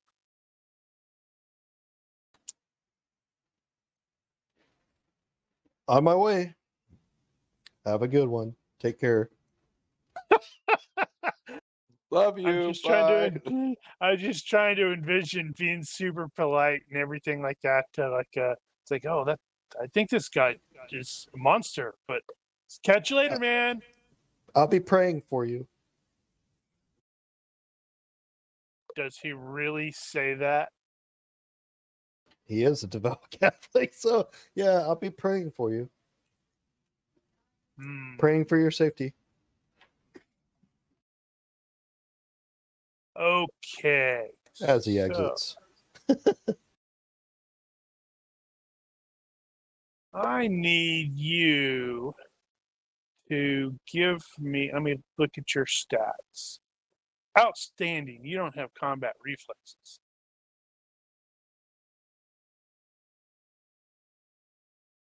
Which has And bitten him in the past. Maybe, literally. So when you say that, there's like a flicker of motion out of the corner of your eye, and just as you're like starting to turn back to see what it is, he basically wraps his hand around your throat and does the Darth Vader lift, and slams you up against the wall, which is like, what the hell? It's like you will do no such thing. But you chose me. And you know who I am. But if you don't want me to pray for you, I won't. If you do not obey, I will destroy you. You have 2 sisters. They will make excellent. What's the word that they would use? Damn it! Thralls? Thralls. Yeah, thralls would work. They will make excellent thralls. Or feedstock. Oh. Okay, I'll comply. I was just being polite. Exactly. I'll go down. And then rather effortlessly, he sort of tosses you through the door into the hallway, which hurts a little bit, but not enough to actually be physically painful. I mean, not physically painful. It hurts a little bit, but it doesn't do any actual hit point damage or anything like that. And for a moment, all you can see is, in that shadowy room, is you can vaguely make out his outline. You can't see his face or anything, but you can see his eyes are like very, very reddish and glowy sort of reddish, and then just he's gone. And you're gonna have some bruises around your neck later. No, that's fine. I'll start mumbling under my breath a prayer for him. Oh Lord, please protect me from this guy. Really? Do you really want to do that? I mean, he could come back, and I could use the neck snap technique that he's got.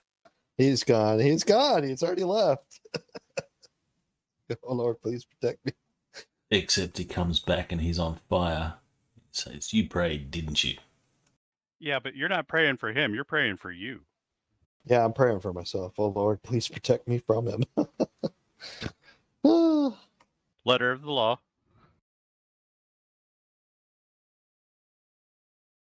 All right. Well, I will go to hunt down my boss. Literally, hunt him down. Who was sort of waiting for you, in the hallway, but not right there. And it's like, can we speak privately, sir? If a vampire makes the sign of the cross, does it burn him?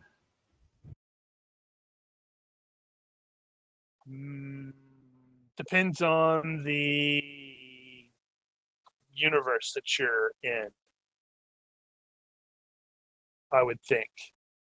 Because I know quite a number of them. It's like it's less the sign of the cross and more the belief behind it. Yeah, true.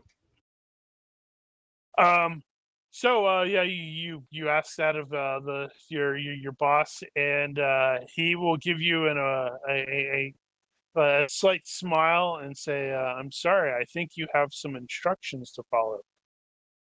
And we'll offer you like a manila folder that is going to have a instruction, not instructions, but it's like reassignment sort of orders.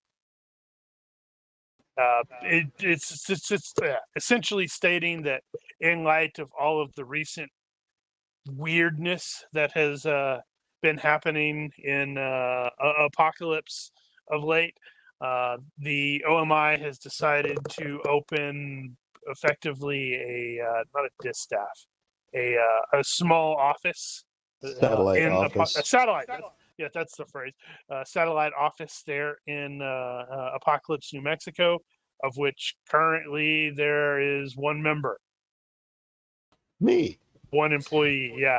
I don't get a secretary, really? Nope. And you will be worked out of the hospital. So I have access to lab equipment. That's good. I'm going to look at my boss. I'm going to be like, how long have you known? I'm sorry, you have instructions to follow. You're making a lot of assumptions that he actually is.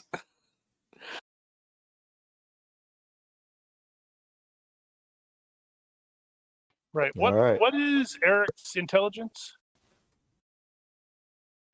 IQ? 14. Okay. What is his perception? 15. Ooh. Okay, good perception. So, something he will note the second time the boss says that is it's exactly the same tone and phrasing. So, based on his body language, he may not be in control of himself. So, roll body language in the box. You probably can, yeah. You're not entirely sure if all the lights are home or all the lights are turned on right now. Do I? So at have... this point, note. Do you? Yeah, go ahead. And finish your question. So, with my knowledge of vampires and stuff like that, do I know how to break someone from influence? That's going to be a hidden lore check, please. Wow, you have a 15 in it. Okay, success by 2. So what you have mostly focused on is the black court stuff, and you are aware that there are different levels of, well, I guess you could say thraldom, and it is entirely possible that your boss is no longer really your boss. He's more like a Renfield now, where it's like his brain has been smushed and crushed. So, like a ghoul? No, he's not a ghoul. It's more he is a mortal servant for the vampire or the your sire, and he's like no longer really capable of independent thought or whatever. Yeah. In World of Darkness, I think it would be probably a ghoul, but I think ghouls actually get some abilities, and he may not actually have anything like that. Hold on, I am looking for this. Let's see. So he is aware of basically 3 kinds of thralls. You have the rough thralls, where they are absolutely mentally crushed. They can like stand around looking blank until they're given orders. Sort of like zombies, but they still have to go to the bathroom sometimes. So that kind of mental control is temporary and reversible. Renfield's is a type, this is exclusively to the Black Court. They're generally like cheap muscle. So their free will has probably been completely removed. So that he's probably not a Renfield because he's not good for cheap muscle. And then the last one that he is aware of is a fine thrall, where it's like that's somebody who may not really know that they're enthralled at all.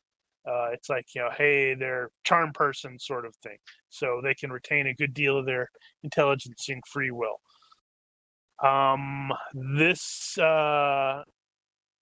Fine thralls and rough thralls can both recover over time, but you do not know how to do that.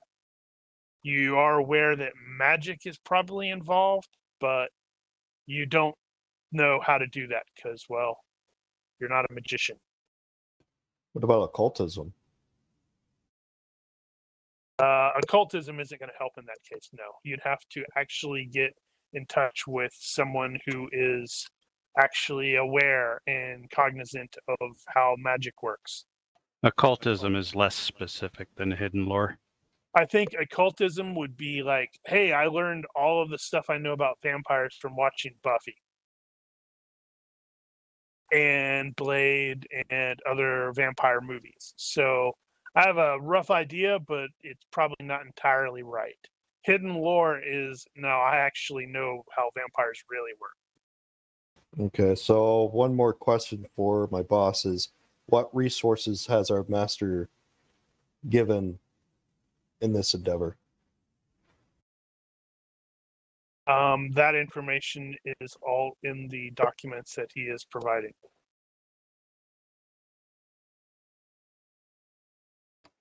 And how soon do I need to be in Apocalypse?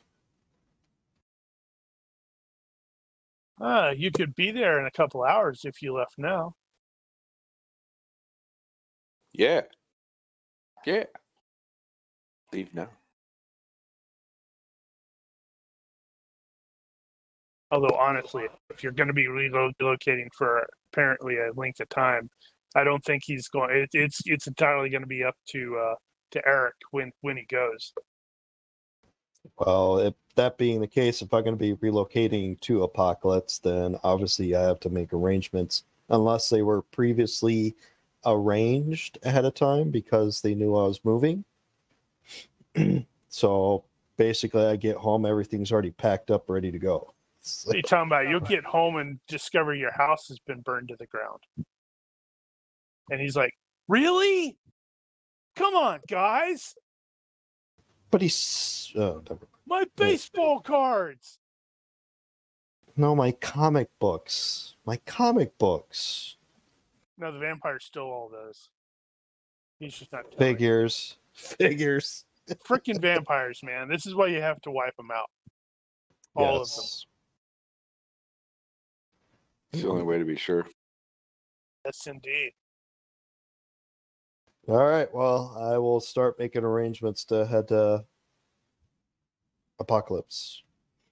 All right. So, Finlay, you have a mission. How are you going about your mission? Oh, he's AFK. Of course he's AFK. So, I'm checking Finlay and checking MacArthur instead. I'm here. Are you? Are you really? Well, okay. I'm physically here. Well, okay. I'm available. So MacArthur was noted the day after Faith was rescued. It was noted by multiple people that MacArthur was very badly beat up and kind of messed up. So it was like one of those where people they're not like he's involved, but they are likely very suspicious. So probably later in the week, right after that, he will have been asked politely, although it's probably not going to be entirely super polite. If he has got the background that he does, to come into the sheriff's office for questioning back. All right. Is he gonna comply, or is he gonna punch the dude and run away? You should headbutt the officer. Do I channel Draven? No, I'm going to comply. He's trying to turn a new leaf. Compliance will be rewarded. Compliance. Find my thing. Right, Sheriff's Department. So you are going to be, well, frankly, interrogated by Deputy Barker over here. Oh man, everything he does is going to be justified. This is true. If Just you don't try to pull on him. Yeah, if you try anything like that, he might, draw and shoot you. mid-interrogation, it is going, the nature of the questions are going to abruptly change, which probably catches him MacArthur slightly by surprise. So it goes from the nature of his involvement with the whole investigation with the Black Circle Boys to what is the nature of his relationship with Drug Enforcement Administration Officer Arthur Hughes?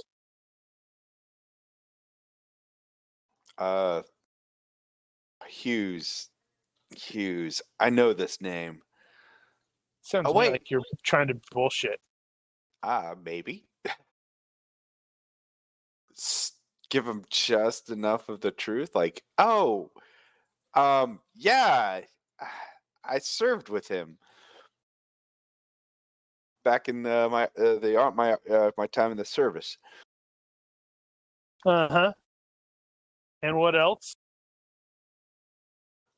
We were pretty good friends back in the service. So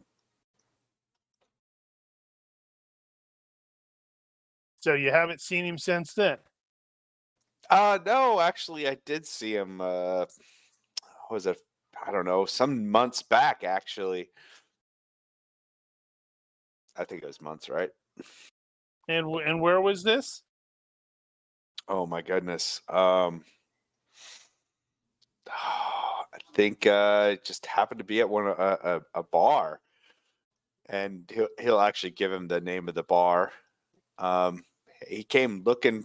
I guess I don't know how he found me, but he came and was talking to me about an old gang and had some questions about an old gang that I was used to be involved in. Pretty rough crowd, I would say. Okay. He makes some more notes. I'd be careful though. Those guys are, well, I mean, they didn't call them the demons for nothing. But I hadn't heard much from him.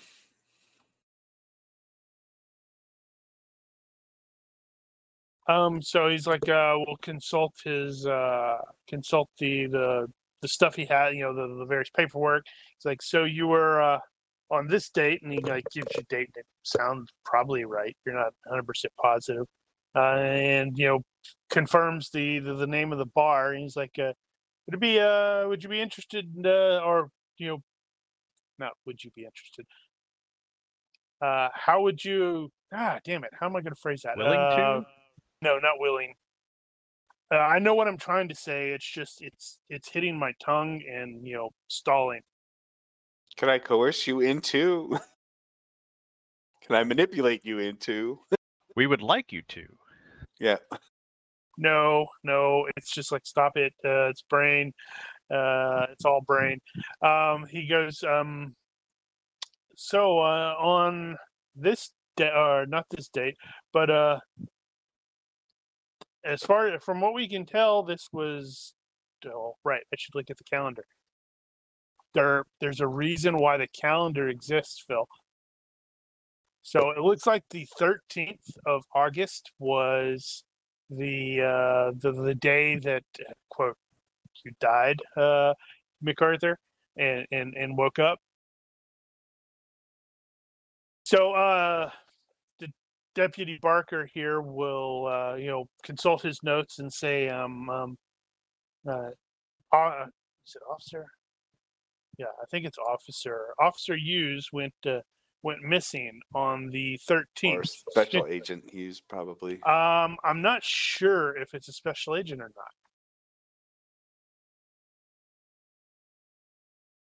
not. It might be. Marshals are deputy marshals, or just no. It looks deputies. like it may be special agent. Okay, my mistake. Your fault. I know what I know why the problem was. Is like my brain kept thinking it was Drug Enforcement Agency. So it's like you wouldn't want to have Drug Enforcement Agency special agent because it's too close together. But it's Drug Enforcement Administration. Yeah, so I guess it is special agent. It's like special agent Hughes went missing and failed to respond on the 13th. last time we have him on record is his card was used for at the bar, whatever the bar was.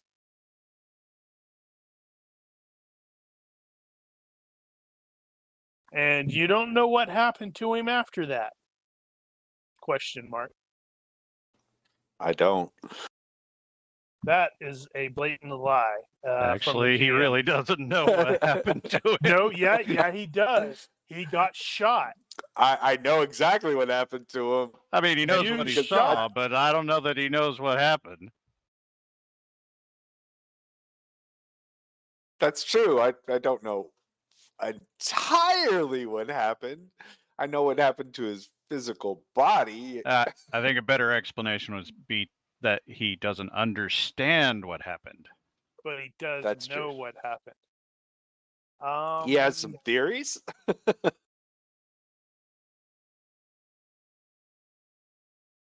Let's see. Do you actually have the professional skill law enforcement? I guess you don't. Let's see. I have law, criminal law, liturgical, research, savoir-faire, police. I don't have professional. No. Yeah. Right. So, but yeah, he asked, you don't know where he's or what happened to him, and you said no. So you do know what happened to him. You just don't understand it. Sure. However, that means that is a lie. So that is either an acting or fast talk in this case. I don't remember. I can never remember the difference between the two. Probably in this case, he's just he has enough bits of truth to throw in there to try and throw him off. Maybe. It could just be IQ. Well, yeah, no. Okay, so you're trying to influence is the art of the quick con. What about the counter interrogation? It's like, what is this about? I told you already that I did see him, but I don't remember the date. True, I could just get around and actually do an interrogation check. So that would be my interrogation versus your will. Complete. I don't know why I completely forgot about that. I'm a dummy. I'm telling you guys, I'm a straight up complete dummy. Well, stop it.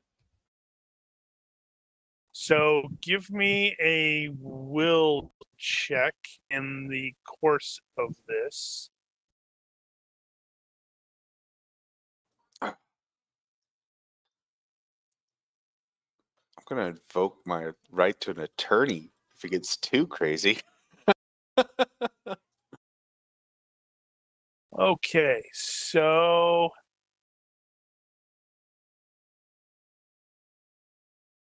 I think, okay, so I think in this case we tied. So you are able to remain silent or lie.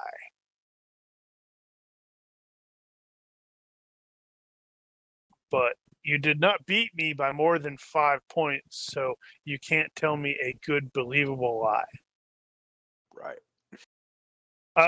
Right. So you're able to dance around the interrogation. It does occur to you that probably near the end, I think probably right about the time that you're going, do I need an attorney for this sort of thing?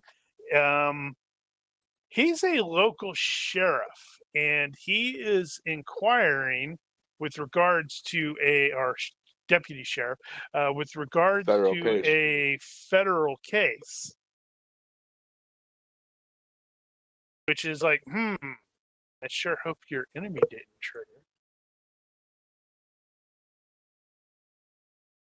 But eventually, you are released after kind of an exhausting interrogation. Oh, I'm totally, because I know, because having been a cop, it's like I'm totally like going, can I get a water? Can I do this? Can I have that? You know, the things that they sort of have to provide. Yeah, and it wouldn't surprise me terribly if MacArthur would have done that too.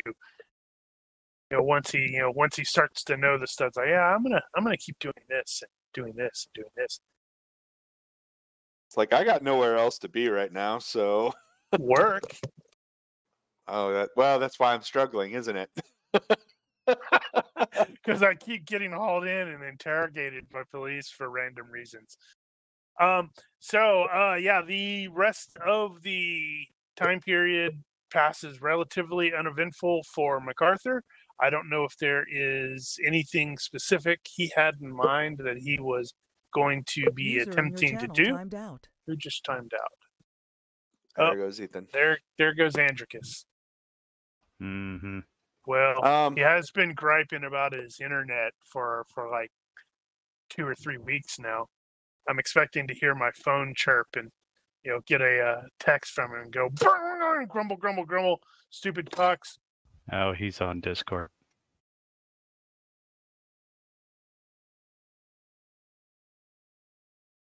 Did he gripe about it on Discord already? Yeah. Yeah, Something about heat. Yeah, I thought I had my heat issues. Evidently not. Great. Ooh, blue screen of death. Oh.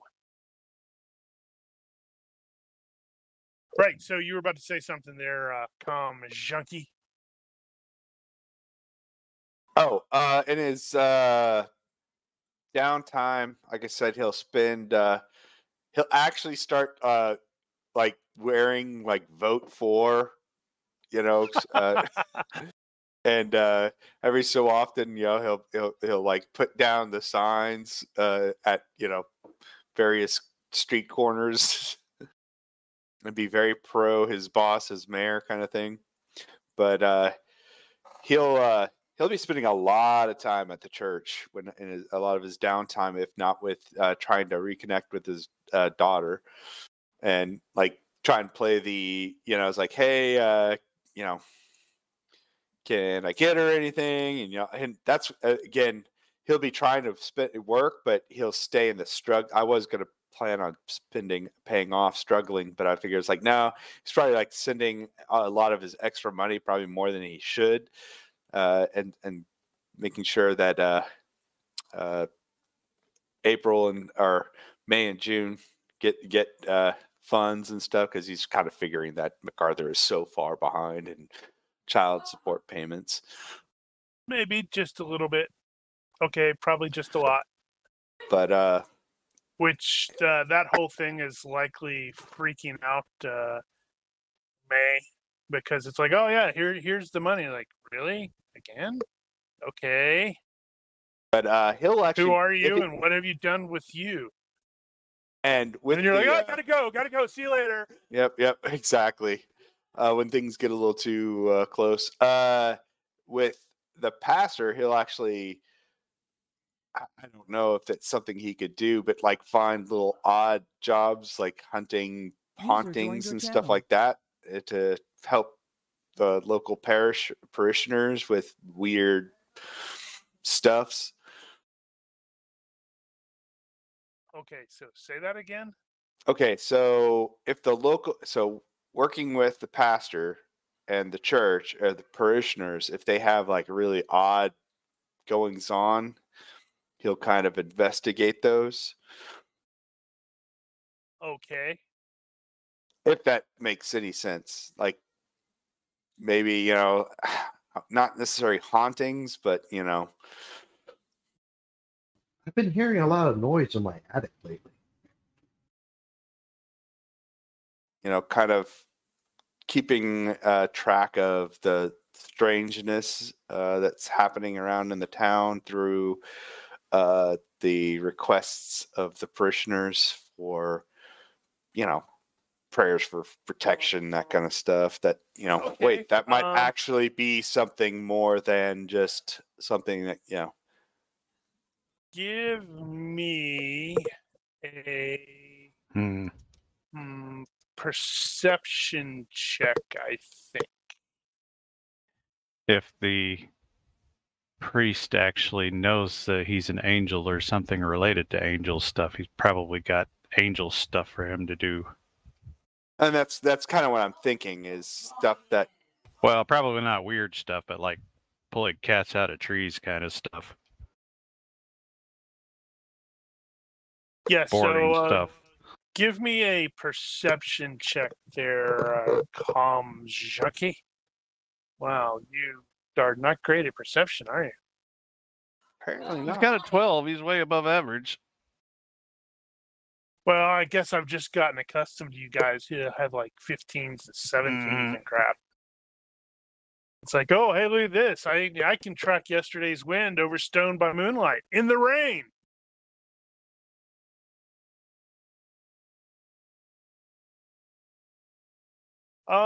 So let's see. So one of the things that he will note, since you determined or declared that he's spending a lot of his free time in the church, is Father Andrew, who I guess I should probably share his doohickey. Ooh, I need to buy him as a full-on contact. That's what I'm going to use my points for. Yeah, that's potentially doable. But he does also spend a lot of time with at least one of the local parishioners who's like a young, prettyish girl, and not girl, young woman, and use supernatural sense goes off around her. Oh. I mean, it's not like she's running around murdering babies or anything, but it's just like, oh yeah, okay, that's not quite right. But then, to be fair, his supernatural sense probably goes off around Finlay and probably Hurt and likely Eric and definitely April and definitely June.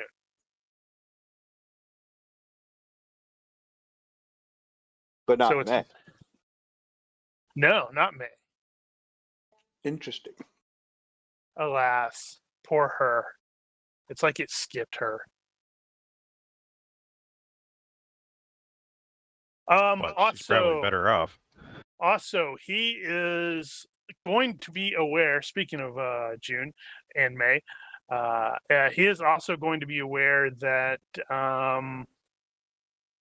May is a little freaked out at the moment and is unsure how to proceed because she has allowed you to become aware that her mother, April, had contacted one of the White Council wizards, apparently, to do like a sort of check of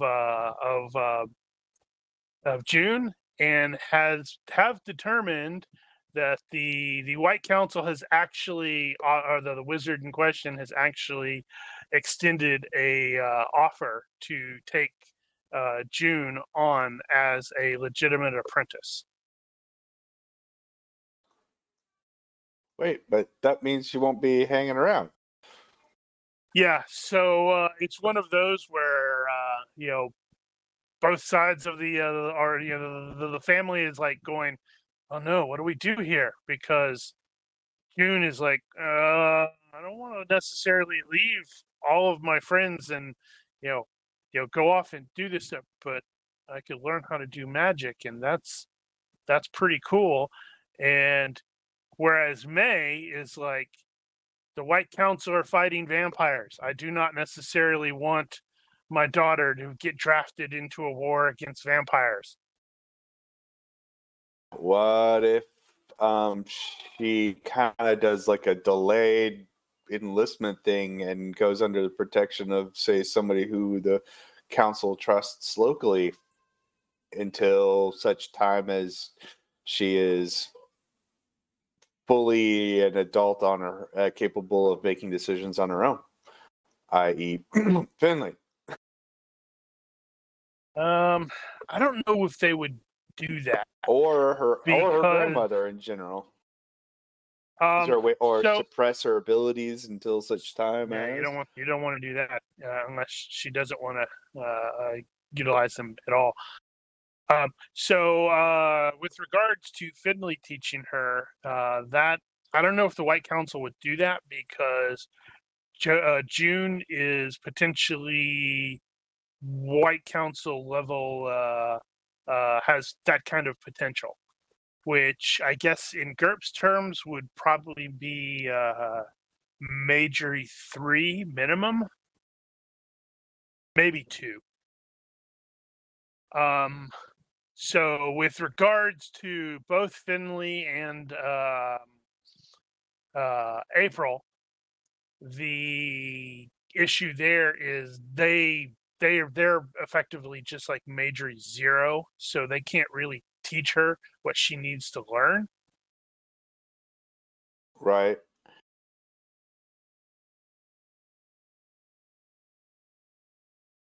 But yeah, so he is definitely aware that June is struggling with this because, well, she's still a kid and she's not entirely sure what she wants to do. She was definitely given the warning from the White Council about, do not do this, do not do that, do not do this. Yeah. If you do this, Death we will hunt you down and sentences. decapitate you.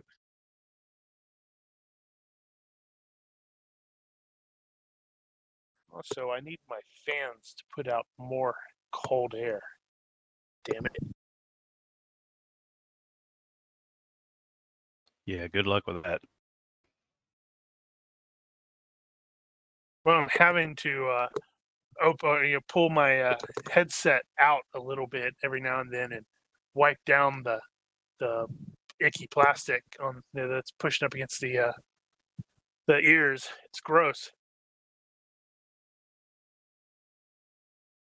But yeah, I mean, I guess it's a possible angle if they could be convinced that Finlay would be an effective teacher. So I will definitely introduce Joan to Finlay at some point and, talk to... She's already going to know who Finlay is because he's the librarian at the school. Right. And occasionally a substitute teacher.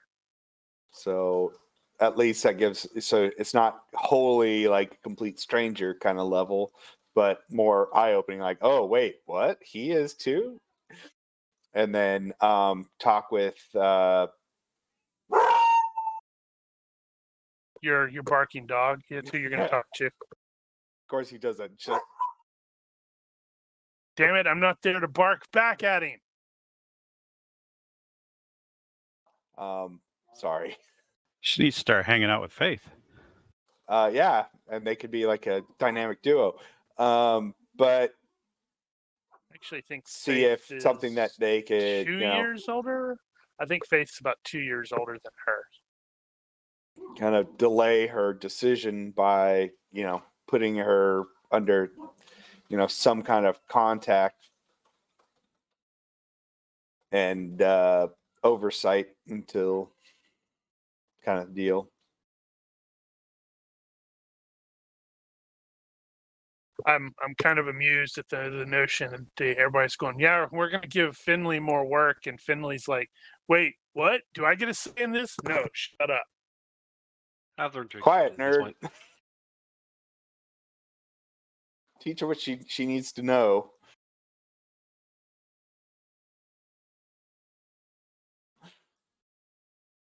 That's a interesting angle. I will have to make a note and see how we can proceed with that.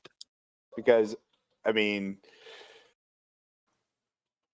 April's got a legitimate concern if It's May, actually, putting... but Or April. May. Yeah, May. Actually, both April and May are probably both in agreement with that. With April leaning more towards she kind of needs to learn how to do this stuff from these people, and they're the best option. Right. But at the same time, it's like, how do you compromise for now? Because there's no way she's not going to end up into the White Council unless she's found to be less of a talent than originally assumed. Or she becomes a warlock. Yeah, and that's problematic. And I guess the only way around that is to try and get her into the she court. So I'm looking at what you guys are trying to arrange here, and I am wondering who is going to be the Xander, because we've got Faith as the Buffy, and we've got June as Willow. So now we need the Xander. And Finlay's like, crap, I'm Giles. That means he's going to be knocked out a lot. Yes, but he lives, so. Oh, I've only seen the first 3 seasons, so if that's different, nobody say nothing.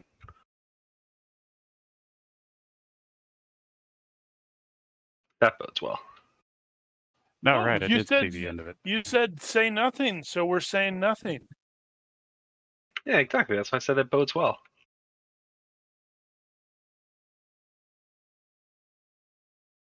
Okay, right. So, so that's not necessarily a difficult argument. However, the fact that you are already, or MacArthur, you're already basically read in on the supernatural and unsurprised about this sort of stuff is definitely going to, give May, who I guess I should have probably also done that too. That is going to give her something of pause because she has no memory of you actually knowing about any of this crap. And I should really do a Ramirez family thing, so I don't have to do all 3 of these. I think I had a note in a previous one to do that, and then I went and forgot about it.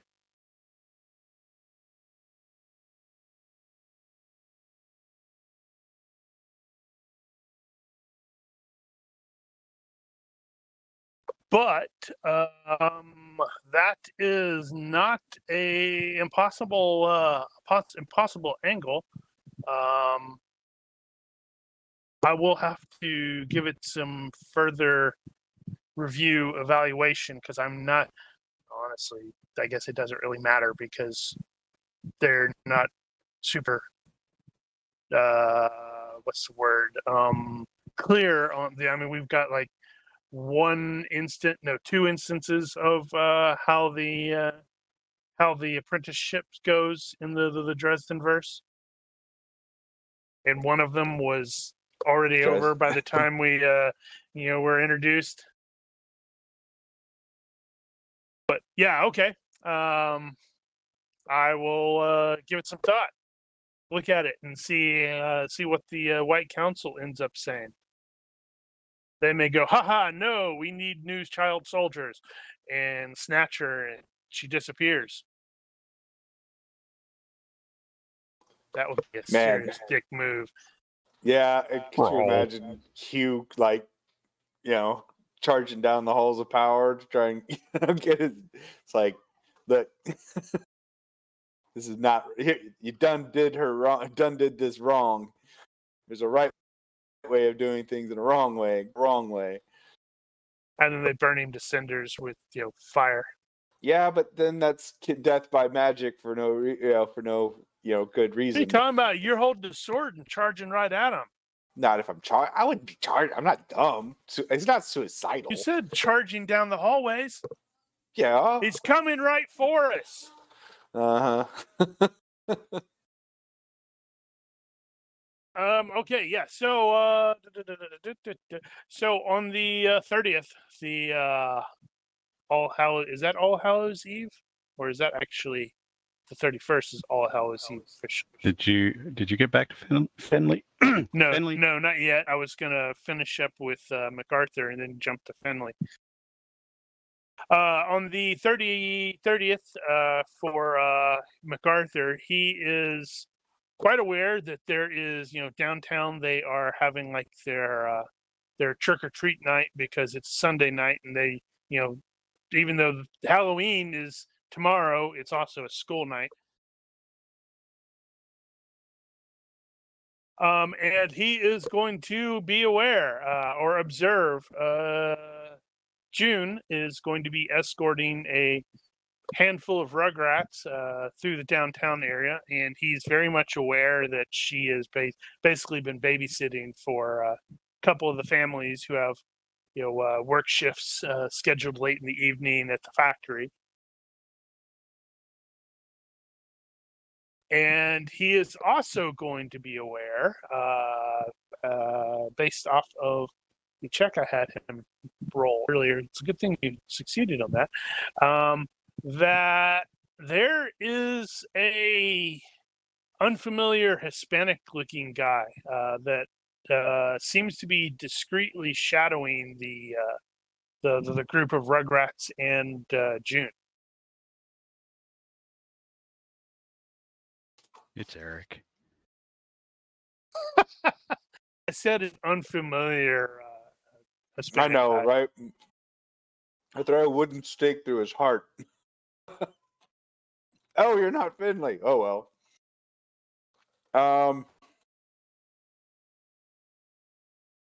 So let's see. Do I want to approach it? Let's see. What are my traits? Let's see. Am I going to be inclined to? So I am going to play up the big bad biker dude, and I'm going to kind of keep within visual distance of both June and this weird guy, but making it very apparent to this, trying to make it obvious to the weird guy that I'm watching over this group. And he makes a wrong move, and he's going to have to deal with me. Okay. That sort of sounds like it would be the equivalent of an intimidate. Intimidate, yeah. Don't even try it. What is the darn, my kids are around. Hugh totally needs to be wearing a pair of angel wings for Halloween. Oh, that's true. That's his costume. He's got like angel wings and a halo while riding on his bike. So I'll take a self-imposed penalty.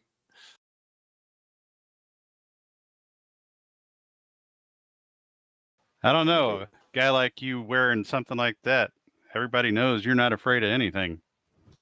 Yep. So maybe, I don't know.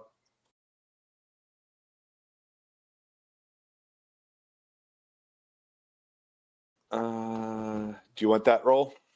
Yes. Go ahead. I really wish I had. Oh, nope. Wow. Nope. And I don't have luck. Isn't that an opposed check, though? I don't remember. Yes, and it does have potential modifiers.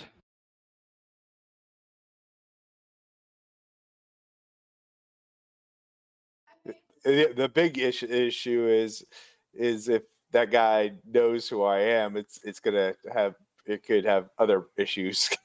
There is a size-based modifier there too. Oh, you're talking reputation. Yeah, reputation or.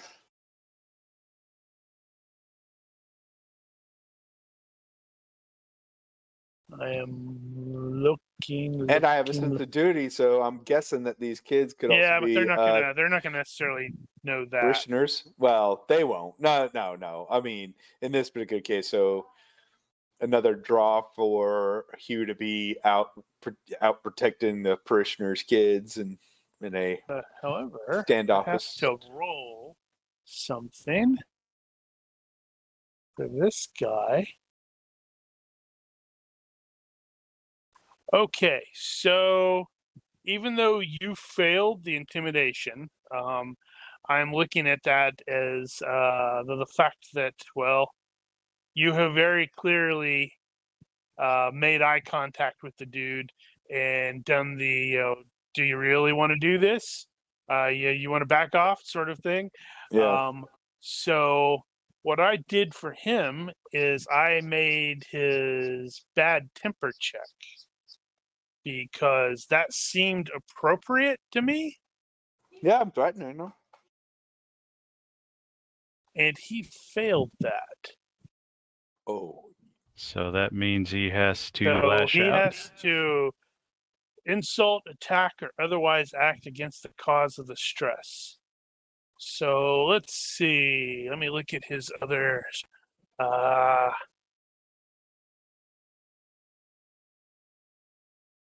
this guy's got no good stuff. I think he would not get along with Draven because they're probably too similar in a lot of ways.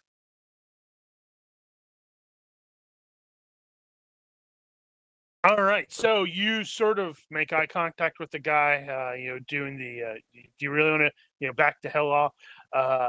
His expression definitely darkens, and you can tell he's very, very irritated, angry, and he lifts up his shirt somewhat to reveal the fact that he is carrying and not hiding he's actually hiding it, and it's one of the belly carries.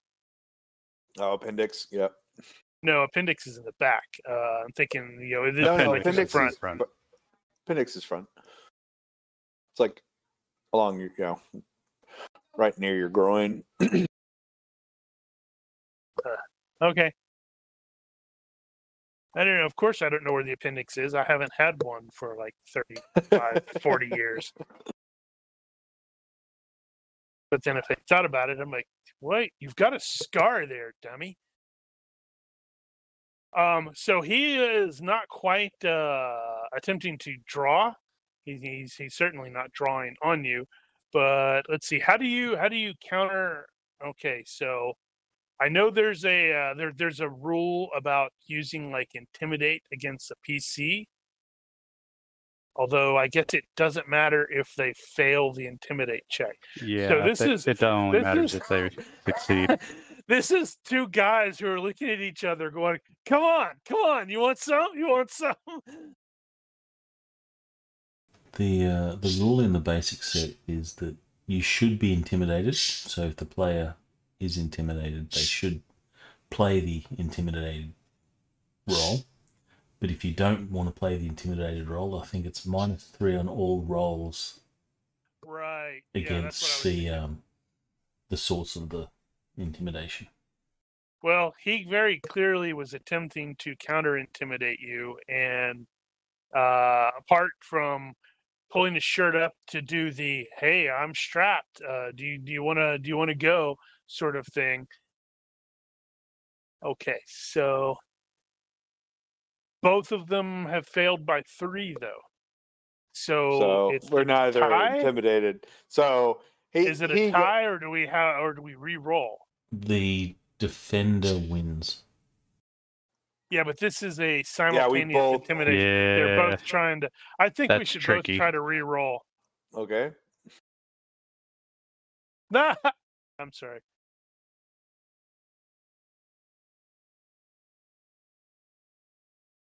Oh, good. Oh. Are you? I guess you could, because intimidation is opposed by will. So I guess you could do an intimidation and will roll. This is different. This is if you're doing simultaneous intimidate, which they kind of are, then it's just simplifies it to a quick contest. Okay, so Mark, re-roll again. Hey, you could have complementary skills here, by the way. Okay, I finally got one that's not failed by 3. Also, you could do the specious intimidation and fast talk that. What do you mean? I have a success by 2. So what's your third attempt? Well, I was wondering. He was saying that I could. Yeah, it's like, let's see. Let's see.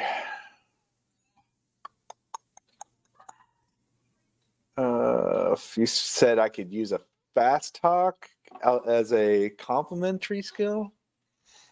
Fast talk is a little different. In that Oh. particular case, if you make the fast talk roll, you get a +3 to your intimidation. But the point being is you're lying about what you can do.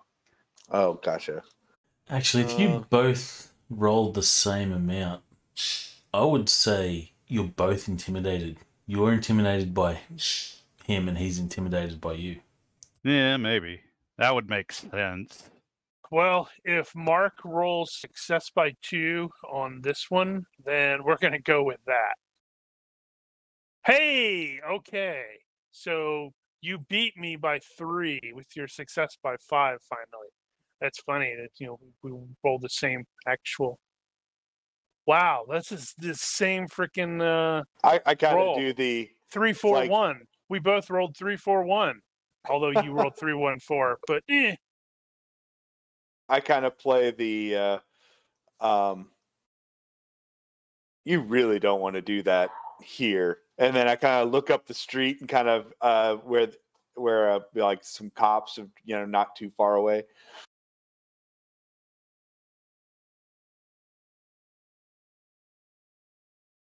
He will follow the line of look, and also when you glance in that direction up there, you will actually see that the guy that you think is the DEA agent who's been sort of like following you and sort of keeping an eye out is up in that area as well. Well, he doesn't necessarily look like he's looking at you. It's just a real weird coincidence. But I do your move, butt clown. Back That off. just doesn't have the same ring, does it? No. It just occurred to me we were probably operating on slightly different presumptions because I was totally envisioning them, you guys being on the opposite sides of the street, like on different sidewalks, facing each other across the street. With tumbleweeds? Well, not quite. At least they don't have silencers and they're shooting at one another and not hitting for a change. At the sight of the police, he will definitely get that. Okay, and discreetly make an exit.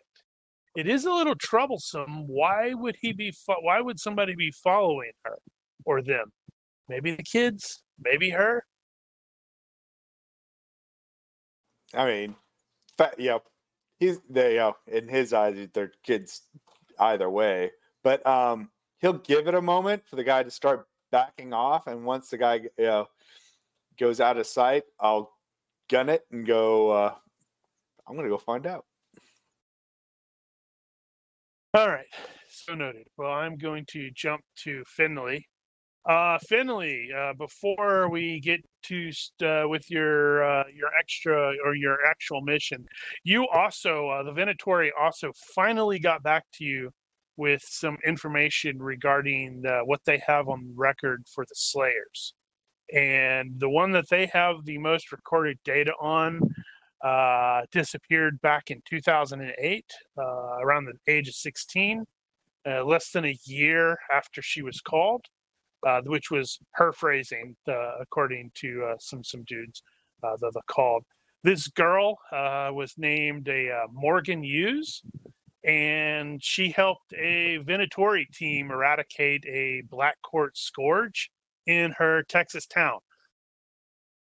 The Venatori intended on trying to recruit her afterwards, but by the time the actual recruitment team did arrive, she had apparently died of a drug overdose.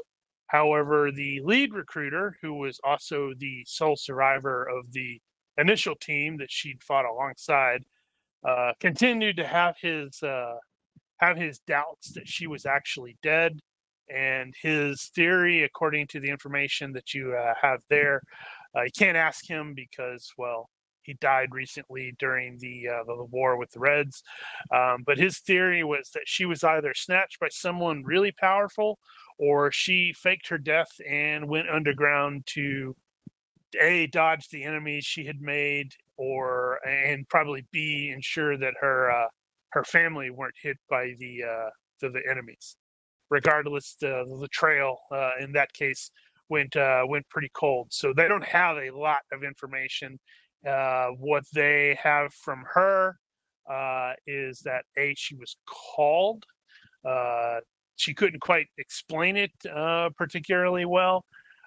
She also seemed to display prophetic dreams at times. Really strong, really fast, healed really well, or really fast, and very durable.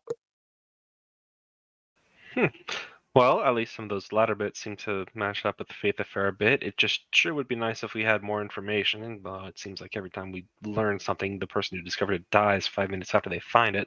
Explains why we don't have It was much a information. couple of years. The dude died recently, not a couple of years. It's just like, there's a ongoing war, and he was a soldier.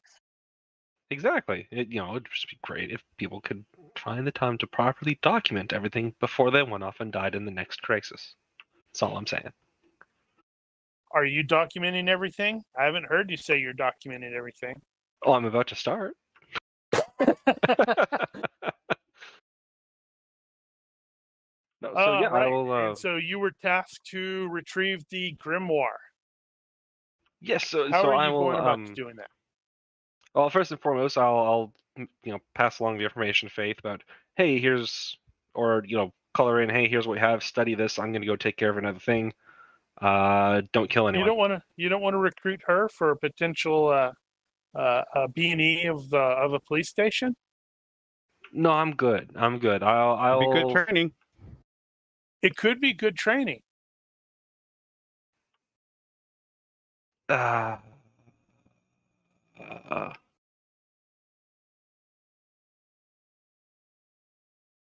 He's like, no. Coincidentally, Faith, if you were to break into a police station or a county sheriff's office, how would you go about it?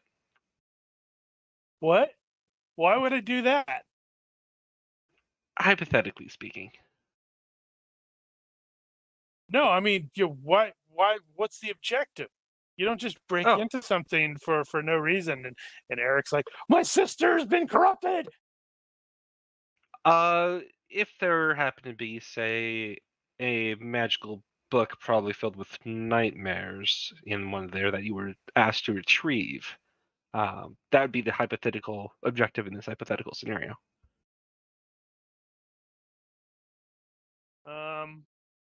Do you have to retrieve it? Yes. My first thought would just be to burn the place down. It's a decent alternative, but at the moment, the goal is to try to retrieve it.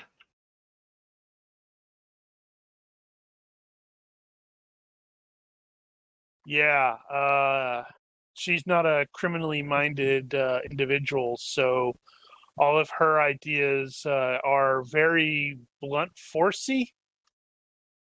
So clearly, Draven is rubbing off on her in that regard.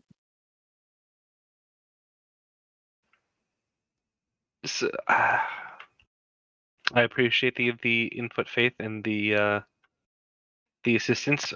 We might need to crack open the books more often.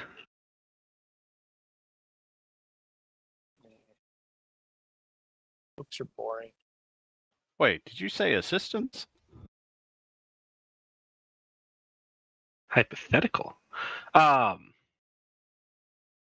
I shall be back then, hopefully with theoretically with a theoretical book of theories, I say as I walk out. Okay, so how are you going about locating it? And well, that's actually the first step. Okay, so the first step, I unfortunately lost all the messages when the thing crashed. Right. Well, I still have those. Okay, cool. So I revised the plan a little bit. Instead of trying, originally I was thinking try to summon a spirit, talk to them, try to have them lead me to the thing. Instead, This book seems to be rather filled with terror and evil and the like. Is there a way where I could try to pinpoint it? Like, I imagine it's, a lot of evil concentrated into one space. Is there a, although Finlay lacks a sight, is there a magic ritual that could be done to try to say, there's a great concentration pretty close by that way, and ideally it's the book Um. and not a nest of vampires. Okay. Yeah, I think our initial commentary is probably still adequate. You've got Okay. path of magic, and that is probably what it would be, like a lesser path of magic with informational range. Extend that out to like 10 miles, and that should cover between you and the thing, or I think that'd probably cover pretty much most of the city, if not all of it. Okay.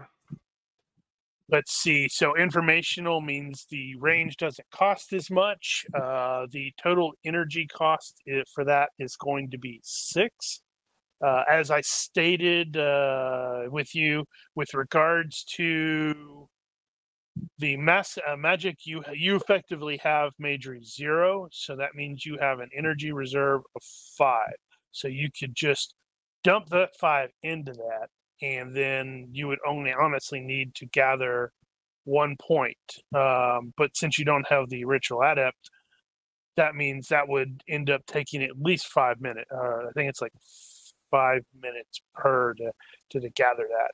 Alternately, you can put 2. I think it's. I just looked at this, but I don't want to track it down again. It's 2 hit points for 1 energy point, or 3 fatigue points for 1 energy point to cover that. So the gathering the energy, I don't think is going to be difficult for you. The issue is the connection, because as I think I had stated, I was going to drop the -5 for the consecrated space because the library is basically effectively consecrated. You've got effectively Majory 0, so you don't have an additional -5. So it's just the lack of a connection to the book, which is a -5. Well, would I have that since I did psychometry and experienced a portion of the book's past? Would that sort of that I had engender a not portion of it? considered that. Let me actually double check that. To also to add to that is the first thing you'd probably want to do is the symbol drawing, and you can take extra time for that, like where it's like you make however long that is, it's like you can take the probably up to the max, and then presuming you succeed on that, you can add half of that to the actual path skills for the check. Okay. So where is that? I need to. Nope. I went down. I should have went up. Damn it. I need a monkey to do stuff for me. Okie dokie. Non-adepts in connection. All rolls are at -5 unless the subject is present. The caster knows exactly where the subject is. Within 1 yard, the caster has something intimately tied to the subject, or the caster has a piece of the subject. Okay, so those aren't covered. However, I do like the psychometry angle. So,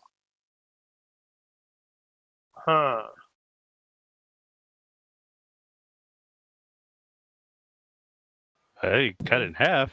Yeah, so that would be -3 instead of -5. Okay. Well, that still puts him at 9, which isn't great, depending on the result of the symbol drawing. Would I be able to claim higher purpose for acquired knowledge since I'm seeking to take it and safeguard it? Valid point. Good catch. Hey. Because stealing a magical grimoire from evidence lockup is acquiring knowledge in one way. You could also say that the symbol drawing is something that you would know if it's perfect or not. And so you could potentially keep trying it until you get the best result. Unless you like crit fail or something. Could I maybe be cheeky and finagle, taking a look at it in the book and then photographic memory?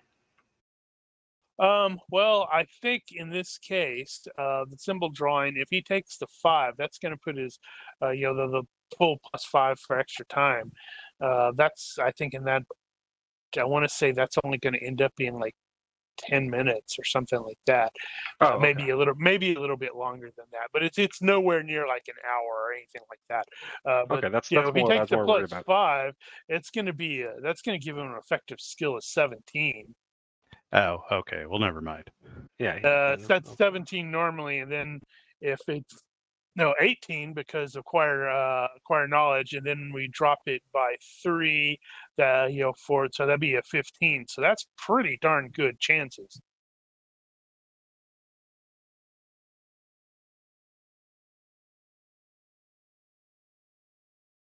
Okay, so I was just building a modifier for it. Symbol drawing. Here we go. All right. So you would add 3 to the Okay, so that's going to basically zero out the -3 for the lack of connection. So you would do Path of Magic +1 for the actual thing. So that gives you 13. That's not terrible. All right, Path of Magic +1. Look at that. The first time anybody's actually cast some real magic in this game. Yeah, well, he hadn't succeeded yet. That's true. And there's no way Faith is not watching this fascinated because it's the first time a PC has done it, now that I think about it, because we did have some wizards come along. Okay, so... Yeah, but you did need to gather the 1 point of energy. I didn't know how you were planning on doing that. I'd burn the FB. Okay, cool beans. So this is what I'm thinking. It's like you basically lay out a map of. I'm going to totally rip off Constantine, the show. You're going to lay out a map of Apocalypse, and you in the center, and you've got the candles at the appropriate spot on the circle, and you've got one in the very center. And when you release the energy and cause it there, you sort of like drip the wax down, and you can see it like swirls around like as if there's a little mini tornado sort of thing. And there are multiple little spots all across the town. Some larger than others, but that's probably not a terrible surprise considering how weird this place is. But the thing that you are, in this case, since you're focusing on the grimoire and utilizing the psychometric link, it does look like the bulk of the wax lands on top of the sheriff's department, or where the sheriff's department is. Sheriff's Department. The Sheriff's Department it is. Glancing at where the other little driblets sort of fell on the map, since you have photographic memory, I'm going to say it's really easy for Finlay to realize that these are probably the locations that the boys had been, because it's like you've got one larger than average that's on top of Turtleback Mountain. You've got one that's over there where it looks like that is probably where the Walmart is, and a couple that are like in the places where people live. So it's not hard to go, oh yeah, okay, that makes sense. You were trying to connect to where this thing is, and if it has a sufficiently powerful, I guess we would call it aura, then it probably just left some like after images or something like that. It almost makes me wonder if the book was controlling them to the extent of what happened and what they did. But anywho, question for later. I need to learn how to break into a sheriff's department. Where was the conversation about using psychometry? The conversation about using psychometry, that was if it had, say, a keypad lock of enter code to unlock a door, if I psychometried the door lock, would it remember the state of when it was unlocked and what buttons were pushed? Yeah, that's where was okay. So, I like this idea, but that is using magic on something that is electronic, so it probably will get a mouth check to see if you accidentally fry the keypad. If you do end up doing that. And then, which kind of leads to a follow-up question. If, for safety reasons, if it fails, does it fail open or closed? I would think it's probably just going to, that's just the electronics. The door's going to remain in the state that it was. The digital lock would no longer operate, so if it's closed, it would stay closed? Yeah, that's what I'm thinking. Yeah. Had a feeling. I just, figured I shouldn't ask the question. Maybe try to get lucky. You are not a sufficiently powerful wizard to, well, you're not even a wizard, sufficiently powerful spellcaster or spell slinger or whatever the hell we're going to call it, to really be very likely to fry it. At it's best, both a boon and a bane. Yeah. At best, it would be like just straight 17 or 18 on the on 3d6 to see if that actually does anything. Yeah, all right. But that's again. That's even in case you decide to go that route, because you have an idea of where it's at. Now it's like, okay, how do you obtain it? Yeah, and more specifically, where do I know? How do I learn where it is? It's in the sheriff's department. What are you talking about?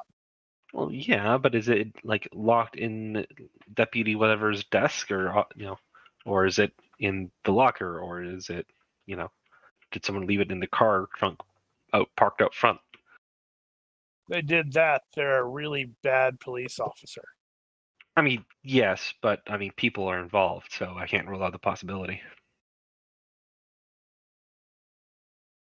So I guess the most likely thing is some sort of evidence lockup. Yeah, that I think would be the most likely. Which would also go into can he lockpick? I don't know what skill that is, and so I'm going to assume it's lockpicking. That's kind of what I was thinking. Is it would be very self-explanatory. It is GURPS, but no, he cannot. Man, you're going to end up having to call in one of those one of the PCs that are super criminals. Yeah. Yeah. Speaking of super criminals, Finlay is going to call Hugh and Draven and do a conference call.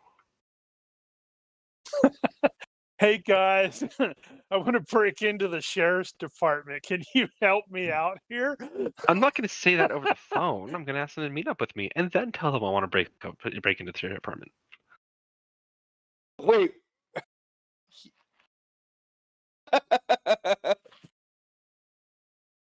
So yes, Draven, Hugh, hello. Would you be willing to meet me at the library? I have a question / favor to ask of you two. Sure. You can't just ask it over the phone? That would Right? be ill-advised. Alright, gotcha. I'll meet you at the Alright. library. Faith the is like, library. this is the coolest thing ever. While in many cases I would suggest you take my example, Faith, this is not one of those situations. Or you follow my example, the Dravens, and here I am calling him. I don't know, it doesn't bode well. Goodbye.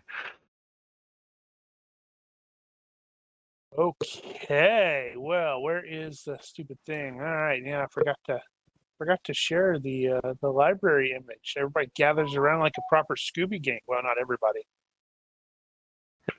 So, thank you for coming. The reason I have asked your help in being here is I need to break into the sheriff's department office, and I would like your help. Hugh just barrels out laughing. Really? You want Yes. to break in to a sheriff's department? Hey, What Mark, for? can I use your mystic coincidence thing here? Yes.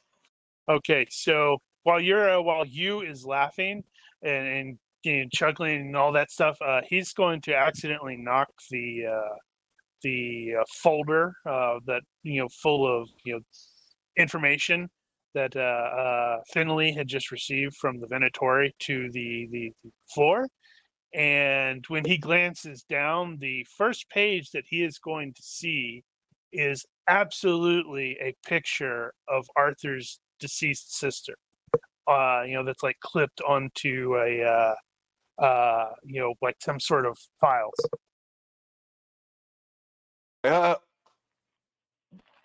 He reaches down. It's like, what's this?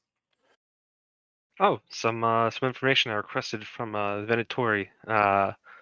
The Slayer phenomenon, with that we believe is faith is a part of, or that affects faith. I don't think you quite understand. How do you have this? And he points. It's like, The Venatori faxed it to me. I don't follow. And then I guess you can probably flip through that, and it's. and now it's like he's like he'll flip through it all, kind of like intent on the information and Be horrified. Yep, and kind of do that. What in the world is going on? There's totally like some pictures of Arthur's sister, fighting critters and kicking ass. Yes, we believe that that she was the previous Slayer before Faith here.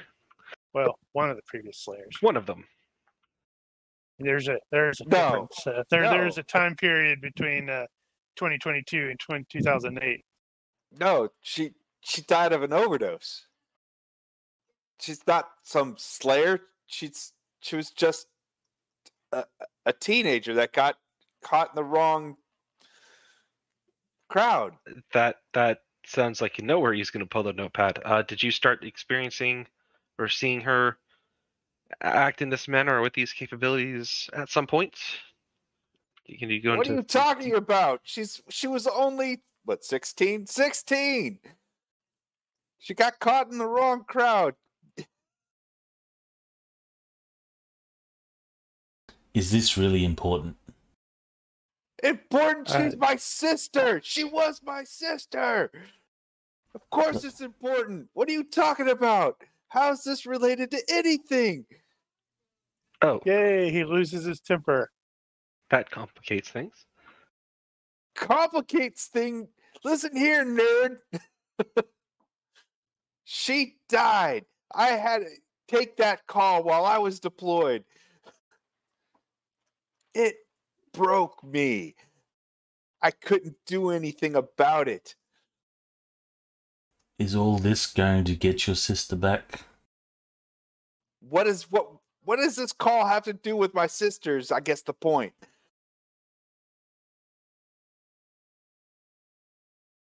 Well, that might be best suited for a longer conversation later, I suppose. Perhaps after a distraction to ease tensions, such as breaking into a sheriff's office. So now on we're that, just breaking. what And makes you think, slight theft. or how do you plan to actually break into this sheriff's office? That is why I requested your help. I do not know. What makes you think that we're going to be any help in that regard? Yeah, me walking. You Do I you want me to like kill some cops?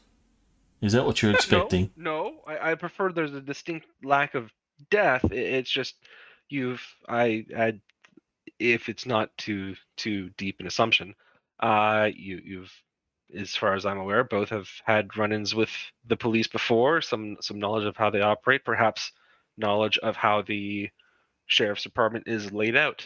Specifically, I'm trying to get into the evidence locker that fell grimoire that the boys had. I'm This trying is to get that cracking me back. up. No, it's like if anybody looked over at Faith, she's totally like, munching on some food and watching and listening, giggling. You He pulled out called the in popcorn. exactly the wrong people. I know, right? You realize that, I walk anywhere close to a police station, most people just drag me in. If you want me to punch some people, I can do that. Breaking in? That's not a skill that I have. Mm. Yeah. Well, I can do the breaking, but I mean, I'll lay out, kind of like some of it's like, you're not just asking for something just simple. You mean, you're talking like heavy felony level offenses, not to mention, like Raven said, we're probably going to have to punch a few people in the face just to, to get past. and then you got cameras and all that Yeah. stuff. I ain't got any idea what we have to do with cameras. I mean, then you have the evidence locker itself. That's generally, locked behind a, kind of it's, depending on what they've got around here, caged in box, within the central, mostly central to the building itself. It's not just something one just goes to. Did we work out? Sorry. Oh, go ahead. Did we work out what was required for contacts to actually do stuff for you, other than information? Yeah, I did see that. That was, I actually think that's actually in basic. Hold on. You guys continue to argue. Now, it's like, I mean, if you're looking for someone that likes some crazy special sneaky ops stuff, I mean, that's probably Hurt's department. I mean, I don't know, He won't turn us in. I'll give her a call. Please excuse me. And who knows what Mr. Dr. Acula can do? Maybe he can turn into a bat and just fly in there. Yeah, And can't you just like Harry Potter some stuff? Yeah, aren't you like some hocus pocus wizard nerd person, witch? That's how I found the book. You're a wizard, Finlay. Not precisely. Just hold those thoughts for 1 minute, gentlemen, and Faith. And Finlay will step away and he'll call in the other two PCs. And while we're waiting for them, Hugh will be going through that file. Well, Eric is still in Albuquerque at this point, and Hurt has no service. So, okay. What day is this? 3 of us. Oh, it's the same day. It's on the 30th. Oh, he's only just now getting around to this? Yeah. Well, no, not necessarily. They just may have finally gotten around to reading his report and said, crap, why didn't he grab the grimoire? We should make him get the grimoire. And then they gave him instructions. So, Brian, if you look at Basic 44 for contacts, it says, I posted the thing on there where it's like you have an associate who provides you useful information who does small, and that's in italicized. Pick any two of quick, non-hazardous, and inexpensive favors for you. So I don't think stealing something out of the evidence locker would be classified as small. Well, he stealing might it, be no, able, but maybe providing information.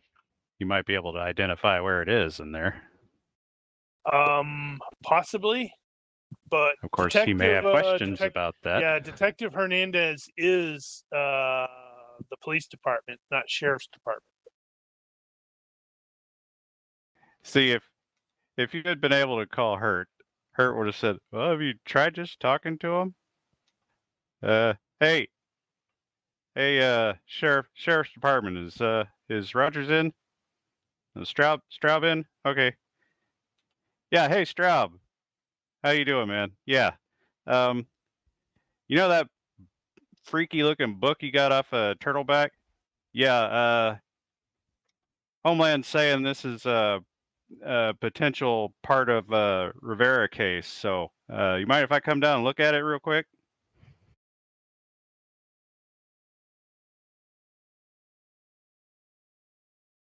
But alas. But alas. Okay, so while you guys are arguing and debating, You could always coming up claim with- some ownership of it. That's a possibility. It's true. It depends on the state of the case. And as long as they don't attribute the book to having some direct correlation to the events, other than just being tangential to them being there, I guess you could kind of BS your way there. It's been over a month since the actual incident, so whatever investigation they've been doing, it's probably been done. We could always their say investigations mostly focus now on what happened to the boys because the 4 survivors disappeared. Hey, how about this? Claims property of the library here, and that you've come to reclaim it. Oh. That's going to require some bullshitting. Well, Forgery. It would look like it would fit in. You could probably use forgery skill to claim, forge up some library cards. some Yes, documents and stuff to prove it. And never returned it. Yes. I don't know how to do that. Why No, would that be in the library, though? It could have been on loan as part of some kind of special study here, or something that you. Wait, you have your archaeologist buddies nearby, don't you? Maybe they could, write hey, we had it sent to this library and it was taken, so we're just getting it back now. So, yeah, I mean, if we could forge or fake some reason it belongs here. Does anybody actually have forgery? Actually, funny enough, I thought I didn't. I actually do. Well, so Draven and you are introducing you to the wonderful world of crime. Yes, I'm not sure I like the flavor of it, but it's necessary. I don't know. It's kind of a high. But when you hit those lows, by a low of in prison. So okay, based on all of that, gentlemen, and Faith, perhaps what if we draw up some transfer document that it was on loan to me for some personal research project for a school I worked with back in Boston, and they stole it while I was here. Just claim it as a research project while here, and you need to get it back so you can return it to its, or get it back. Yes. I like this. The one place you have to be careful about is you don't want to make it seem like you're immediately having to give it back to the original owners. Avoid too much of a sense of immediacy. Add urgency, but not immediacy. Because you don't want it to be sent to them. Like, oh, well, we can just pack it up and mail it off to them. And then we're like breaking into a post office, which is just as bad. Well, I mean, you could have them send it to the address of the White Council. Well, That is an idea. I'm not sure it'd be most effective currently, but that is an amusing idea. you got the UPS or FedEx driver show up, but it's like I'm at a bus Yeah, stop. no, I'm at this bus stop at like 12 and 3/4. Spot 12 and 3/4. I don't understand. Places it down, turns around, comes back, and it's gone.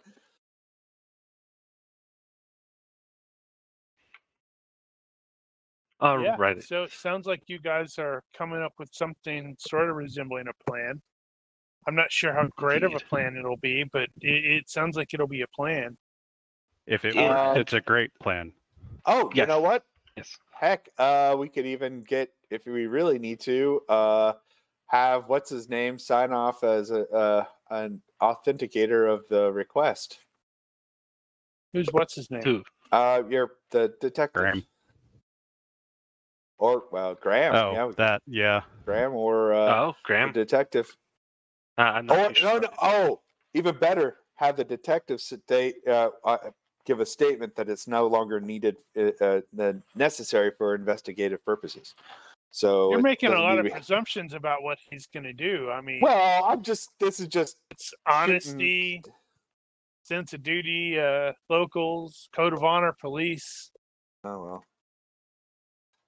Yeah, well, it's no longer needed for the investigation, so That's why all. not? That's all we needed to say.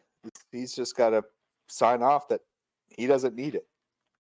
Or it's no Everybody's longer looking at necessary. you and wondering why he knows so much about police procedure. No, Well, that makes perfect sense. That makes perfect sense because he was a criminal. Yeah, totally criminal. I was. Kind of a weird blend. Failing all that, we could always get to murdering. Let's file As long that as under Finlay plan goes first. ZZZ. That no. To avoid the murdering, Faith, do not take notes on that. I will. Well, she could write down out. avoid. Yeah, she could right in avoid murder. What about burning? What about arson? Let's file that under plan ZZY. We'll save the murder for ZZZ. This can be plan ZZY. I'm just gonna go get the paperwork started. The legitimate paperwork.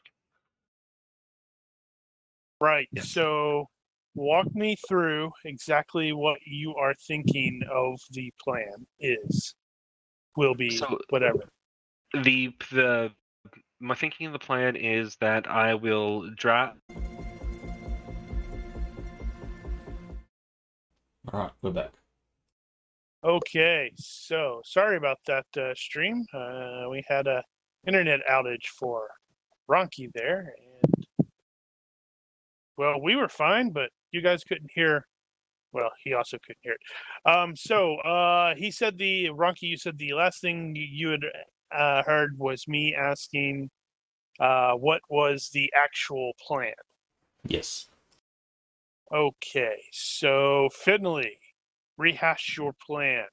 Yes. So the plan is that Finlay, and I believe someone else might have had forgery, so I might request their assistance, is going to forge up a document from the Miskatonic University over in Boston saying, hey, this grimoire is ours, and we've loaned it to Finlay for a research project. We don't need it immediately, but when it's no longer needed, preferably sooner rather than later, it is a rare document. Return it to Finlay so that he can complete his research project, upon which time he will then return it to Miskatonic. Okay. We believe it to be stolen by the boys during this incident 1 month ago. All right. So something that will immediately occur to MacArthur, because he has the Leo background, is they will want to confirm that it does belong to Miskatonic. So it might behoove you, as Com Junkie pointed out, to try to enlist Dr. Hawthorne, who is actually in town at the, well, not actually at the archaeological dig because it's suspended at the moment while they're trying to figure out how 2 of his people got radiation sickness or radiation poisoning. But it might behoove you to enlist him in some capacity to cover. So yes, this is true. Yeah, I was hoping to avoid roping in any external parties. They tend to frown upon illegal activity. Well, you just He may do ask it him if you let him politely. look at it. I mean, what's the worst that could happen? He casts an evil spell and he gets executed too. Oh, I mean, no, he's a good guy. Never mind. Anywho, But yeah, so okay, so that's not it is not a terrible plan. Looking at the time, it is definitely not something that will officially. I guess it'll be picked up next week, probably with a submission and possible theme music as you're trying to do that stuff. So, I am going to briefly, in the tail end here, jump back to Hurt over there at the Uktina Sky City. It is definitely gotten dark. He has been shown a thing, and Jessica is like definitely wanting to ensure that he says nothing about what he sees here to the outsiders, to any of the potential outsiders. She's rather insistent upon it. I'm great at keeping secrets.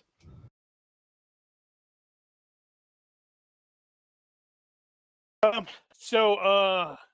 right, I should also bring the Uktina thing back since Ronki lost all that stuff. Later, Malia or Deputy Begay, Malia, and Matina will return, and they've got handful of materials, and they all pile. They put them in some of this, basically like a bowl, and grind them up, and it's probably going to be a little mildly disturbing to Hurt, as all 3 of them do put some of their blood into this. Okay, I was expecting peyote. And well, Jessica's like, oh no, this was much worse, much worse.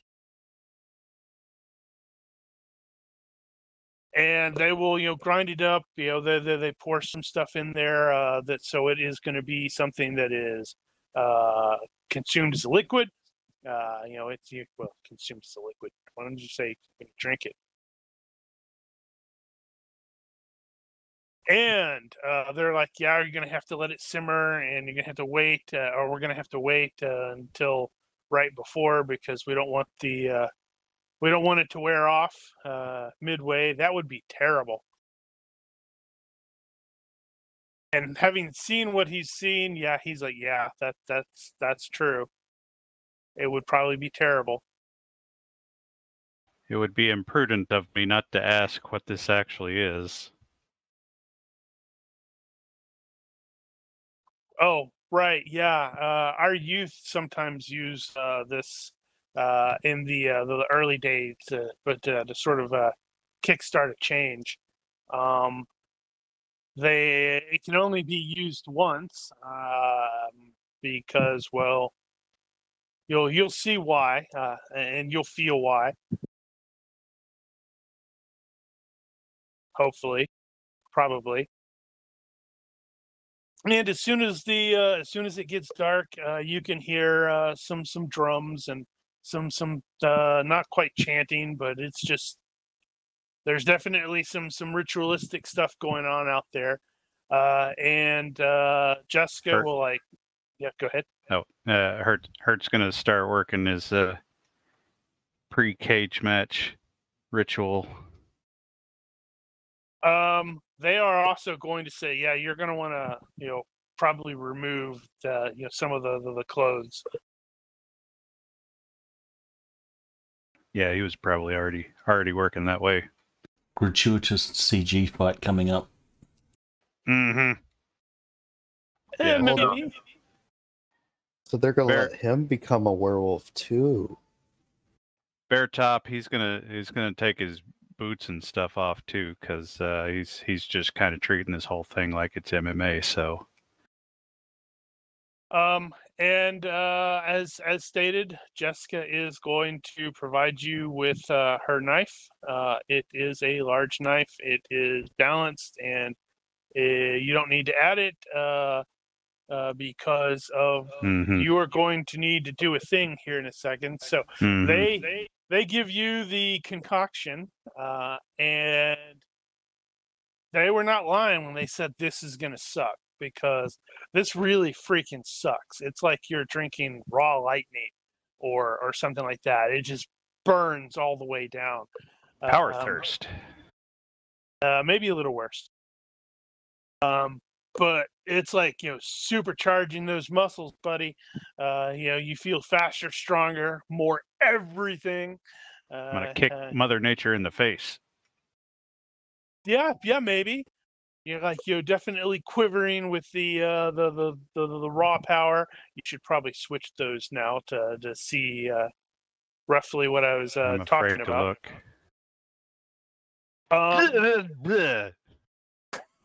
Physically, you do not actually change significantly. Mm-hmm.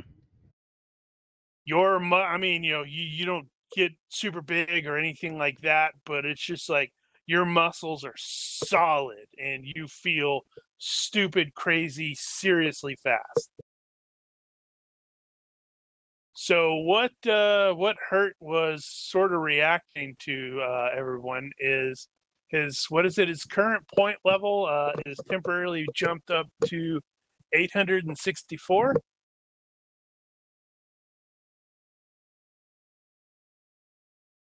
And stepping out there into the crazy, to his lack of surprise, since he's seen this, and honestly to everybody else's lack of surprise as well, is one of the dudes. This is clearly Nayati, who has sort of transformed. I believe Hurt has hidden lore. Doesn't he? No. Yeah, he's got cryptozoology. Never mind. Right. So he doesn't. I think I did pick up occultism, which will get the basics. Yeah, but the basics are all wrong about werewolves. Yeah, well. And the everybody that is present, all of the Uktina, they have not transformed. They are definitely in the groove, and Jessica will definitely tell you that Nayati is not going to will not stop until he kills you. So it's probably a good idea to kill him first. And Matina, this is actually something I'm going to crowd surf here afterward. And right now, everybody sounds like they're talking in water. I can barely hear anything. What are you talking about? In character. You can definitely hear things. You have ultra hearing, I think. Oh, well, I already had ultra hearing. You still have ultra hearing, I think. Yeah. Right, but Matina is also going to have softly informed you about Nayati's fighting style and tendencies. And I was wondering, how do you reflect that in GURPS? What I am leaning, depending on what it. Oh, go ahead. Okay. What I was originally thinking is it would be like the equivalent of style familiarity, where it just like reduces defense penalties from feints and deceptive attacks by one and such like that. But this is also a fairly cinematic game, so I was also contemplating that it may provide you with luck for the fight. That's an so it's like you interesting can, idea. where it's like if he attacks and you're like, oh crap, no, I know what he's going to do here. But Right. I did not know what everybody, if anybody else had any suggestions there. If he's familiar with his fighting style and tendencies, I was thinking sort of like an evaluate that's always on sort of a thing. Well, that just makes a permanent +1 or something like that. That's a little excessive, probably. It's not a bad idea, though. The standard for style familiarity is you get the bonus against feints and deceptive attacks, and that's basically it. There are some other effects of it, but I think that's primarily what affects combat. Right. What about Ronki and Com Junkie and Fran Javier? Any suggestions in that regard? I was just going to say he has an automatic evaluate. Yeah, I was going to say the same thing. If he's familiar with the style and can anticipate, then evaluate. Yeah, because I think isn't there something about if you know the style the individual is using, you get the bonuses. Yeah, just that's it reduces the defense penalty from feints or deceptive attacks by 1. So it's like if I did a -1 deceptive, so I'm taking a -2. That means it's useless. And an evaluate is just a +1 to skill.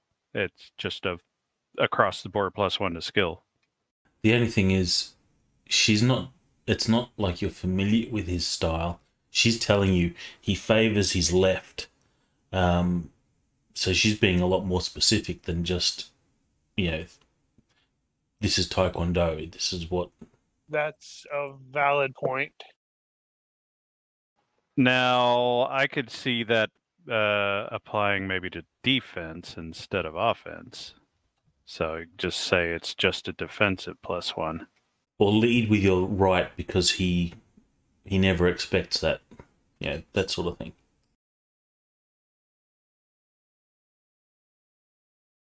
She's telling you his specific strengths and weaknesses. Well, out of the 5 PCs, we had 3 of them that recommended the evaluate 1. So I guess we should keep that in mind. Go ahead and do it. We'll go ahead and do that if that's okay with you there, Giger. Sorry, what was that? I was reading. Since we've got 3 out of the 5 PCs said, let's do the evaluate, where it's like he gets the So he basically has evaluate 1 turned on all the time. If you want to give me more, I don't care. Okay, so hold on. I needed to double check something really quick. No, not double check, but get something really. That's the wrong one, and naturally I screwed it up. The bit of tail that you're chasing better be worth it. Well, it's like 3 of them, at least. Maybe more. He's like Superman horn. Those were just the ones that had names. And had been cast. So then you're going to go through this challenge, and then you're going to probably blow them off anyway. To be fair, this challenge really doesn't have anything to do with them. I mean, it does, but it doesn't. I mean, I probably would have done it anyway, even if this wasn't my mission, but it's my mission, so. Okay, so the 9 Fingers is going to raise up a hand and say some stuff in the native language, just for cool cinematic effect. I'm going to presume. I do like your idea of everything just sounds weird to him right now, and he feels like he can vibrate through walls. And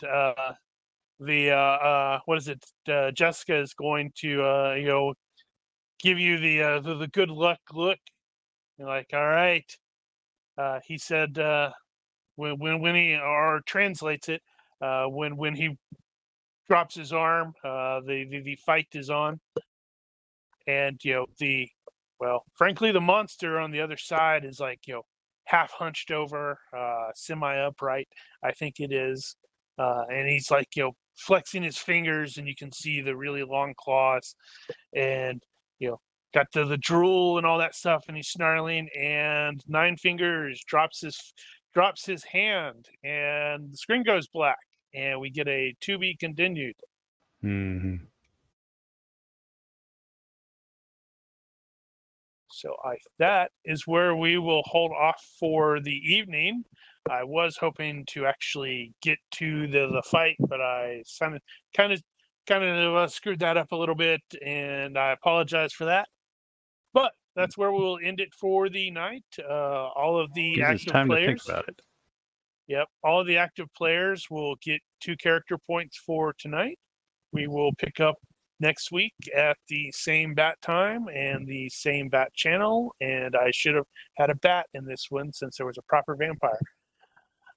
For those of you on the stream, if you are watching this and have questions, corrections, general complaints, suggestions, some good nature heckling, but no trolls. We don't want any trolls. Don't feed the trolls. Feel free to leave a comment on the video or find us on either Discord or the cancer that is Facebook. Thank you for watching, and Olympus Gaming bids you good night. Good night, stream. Bye, everybody.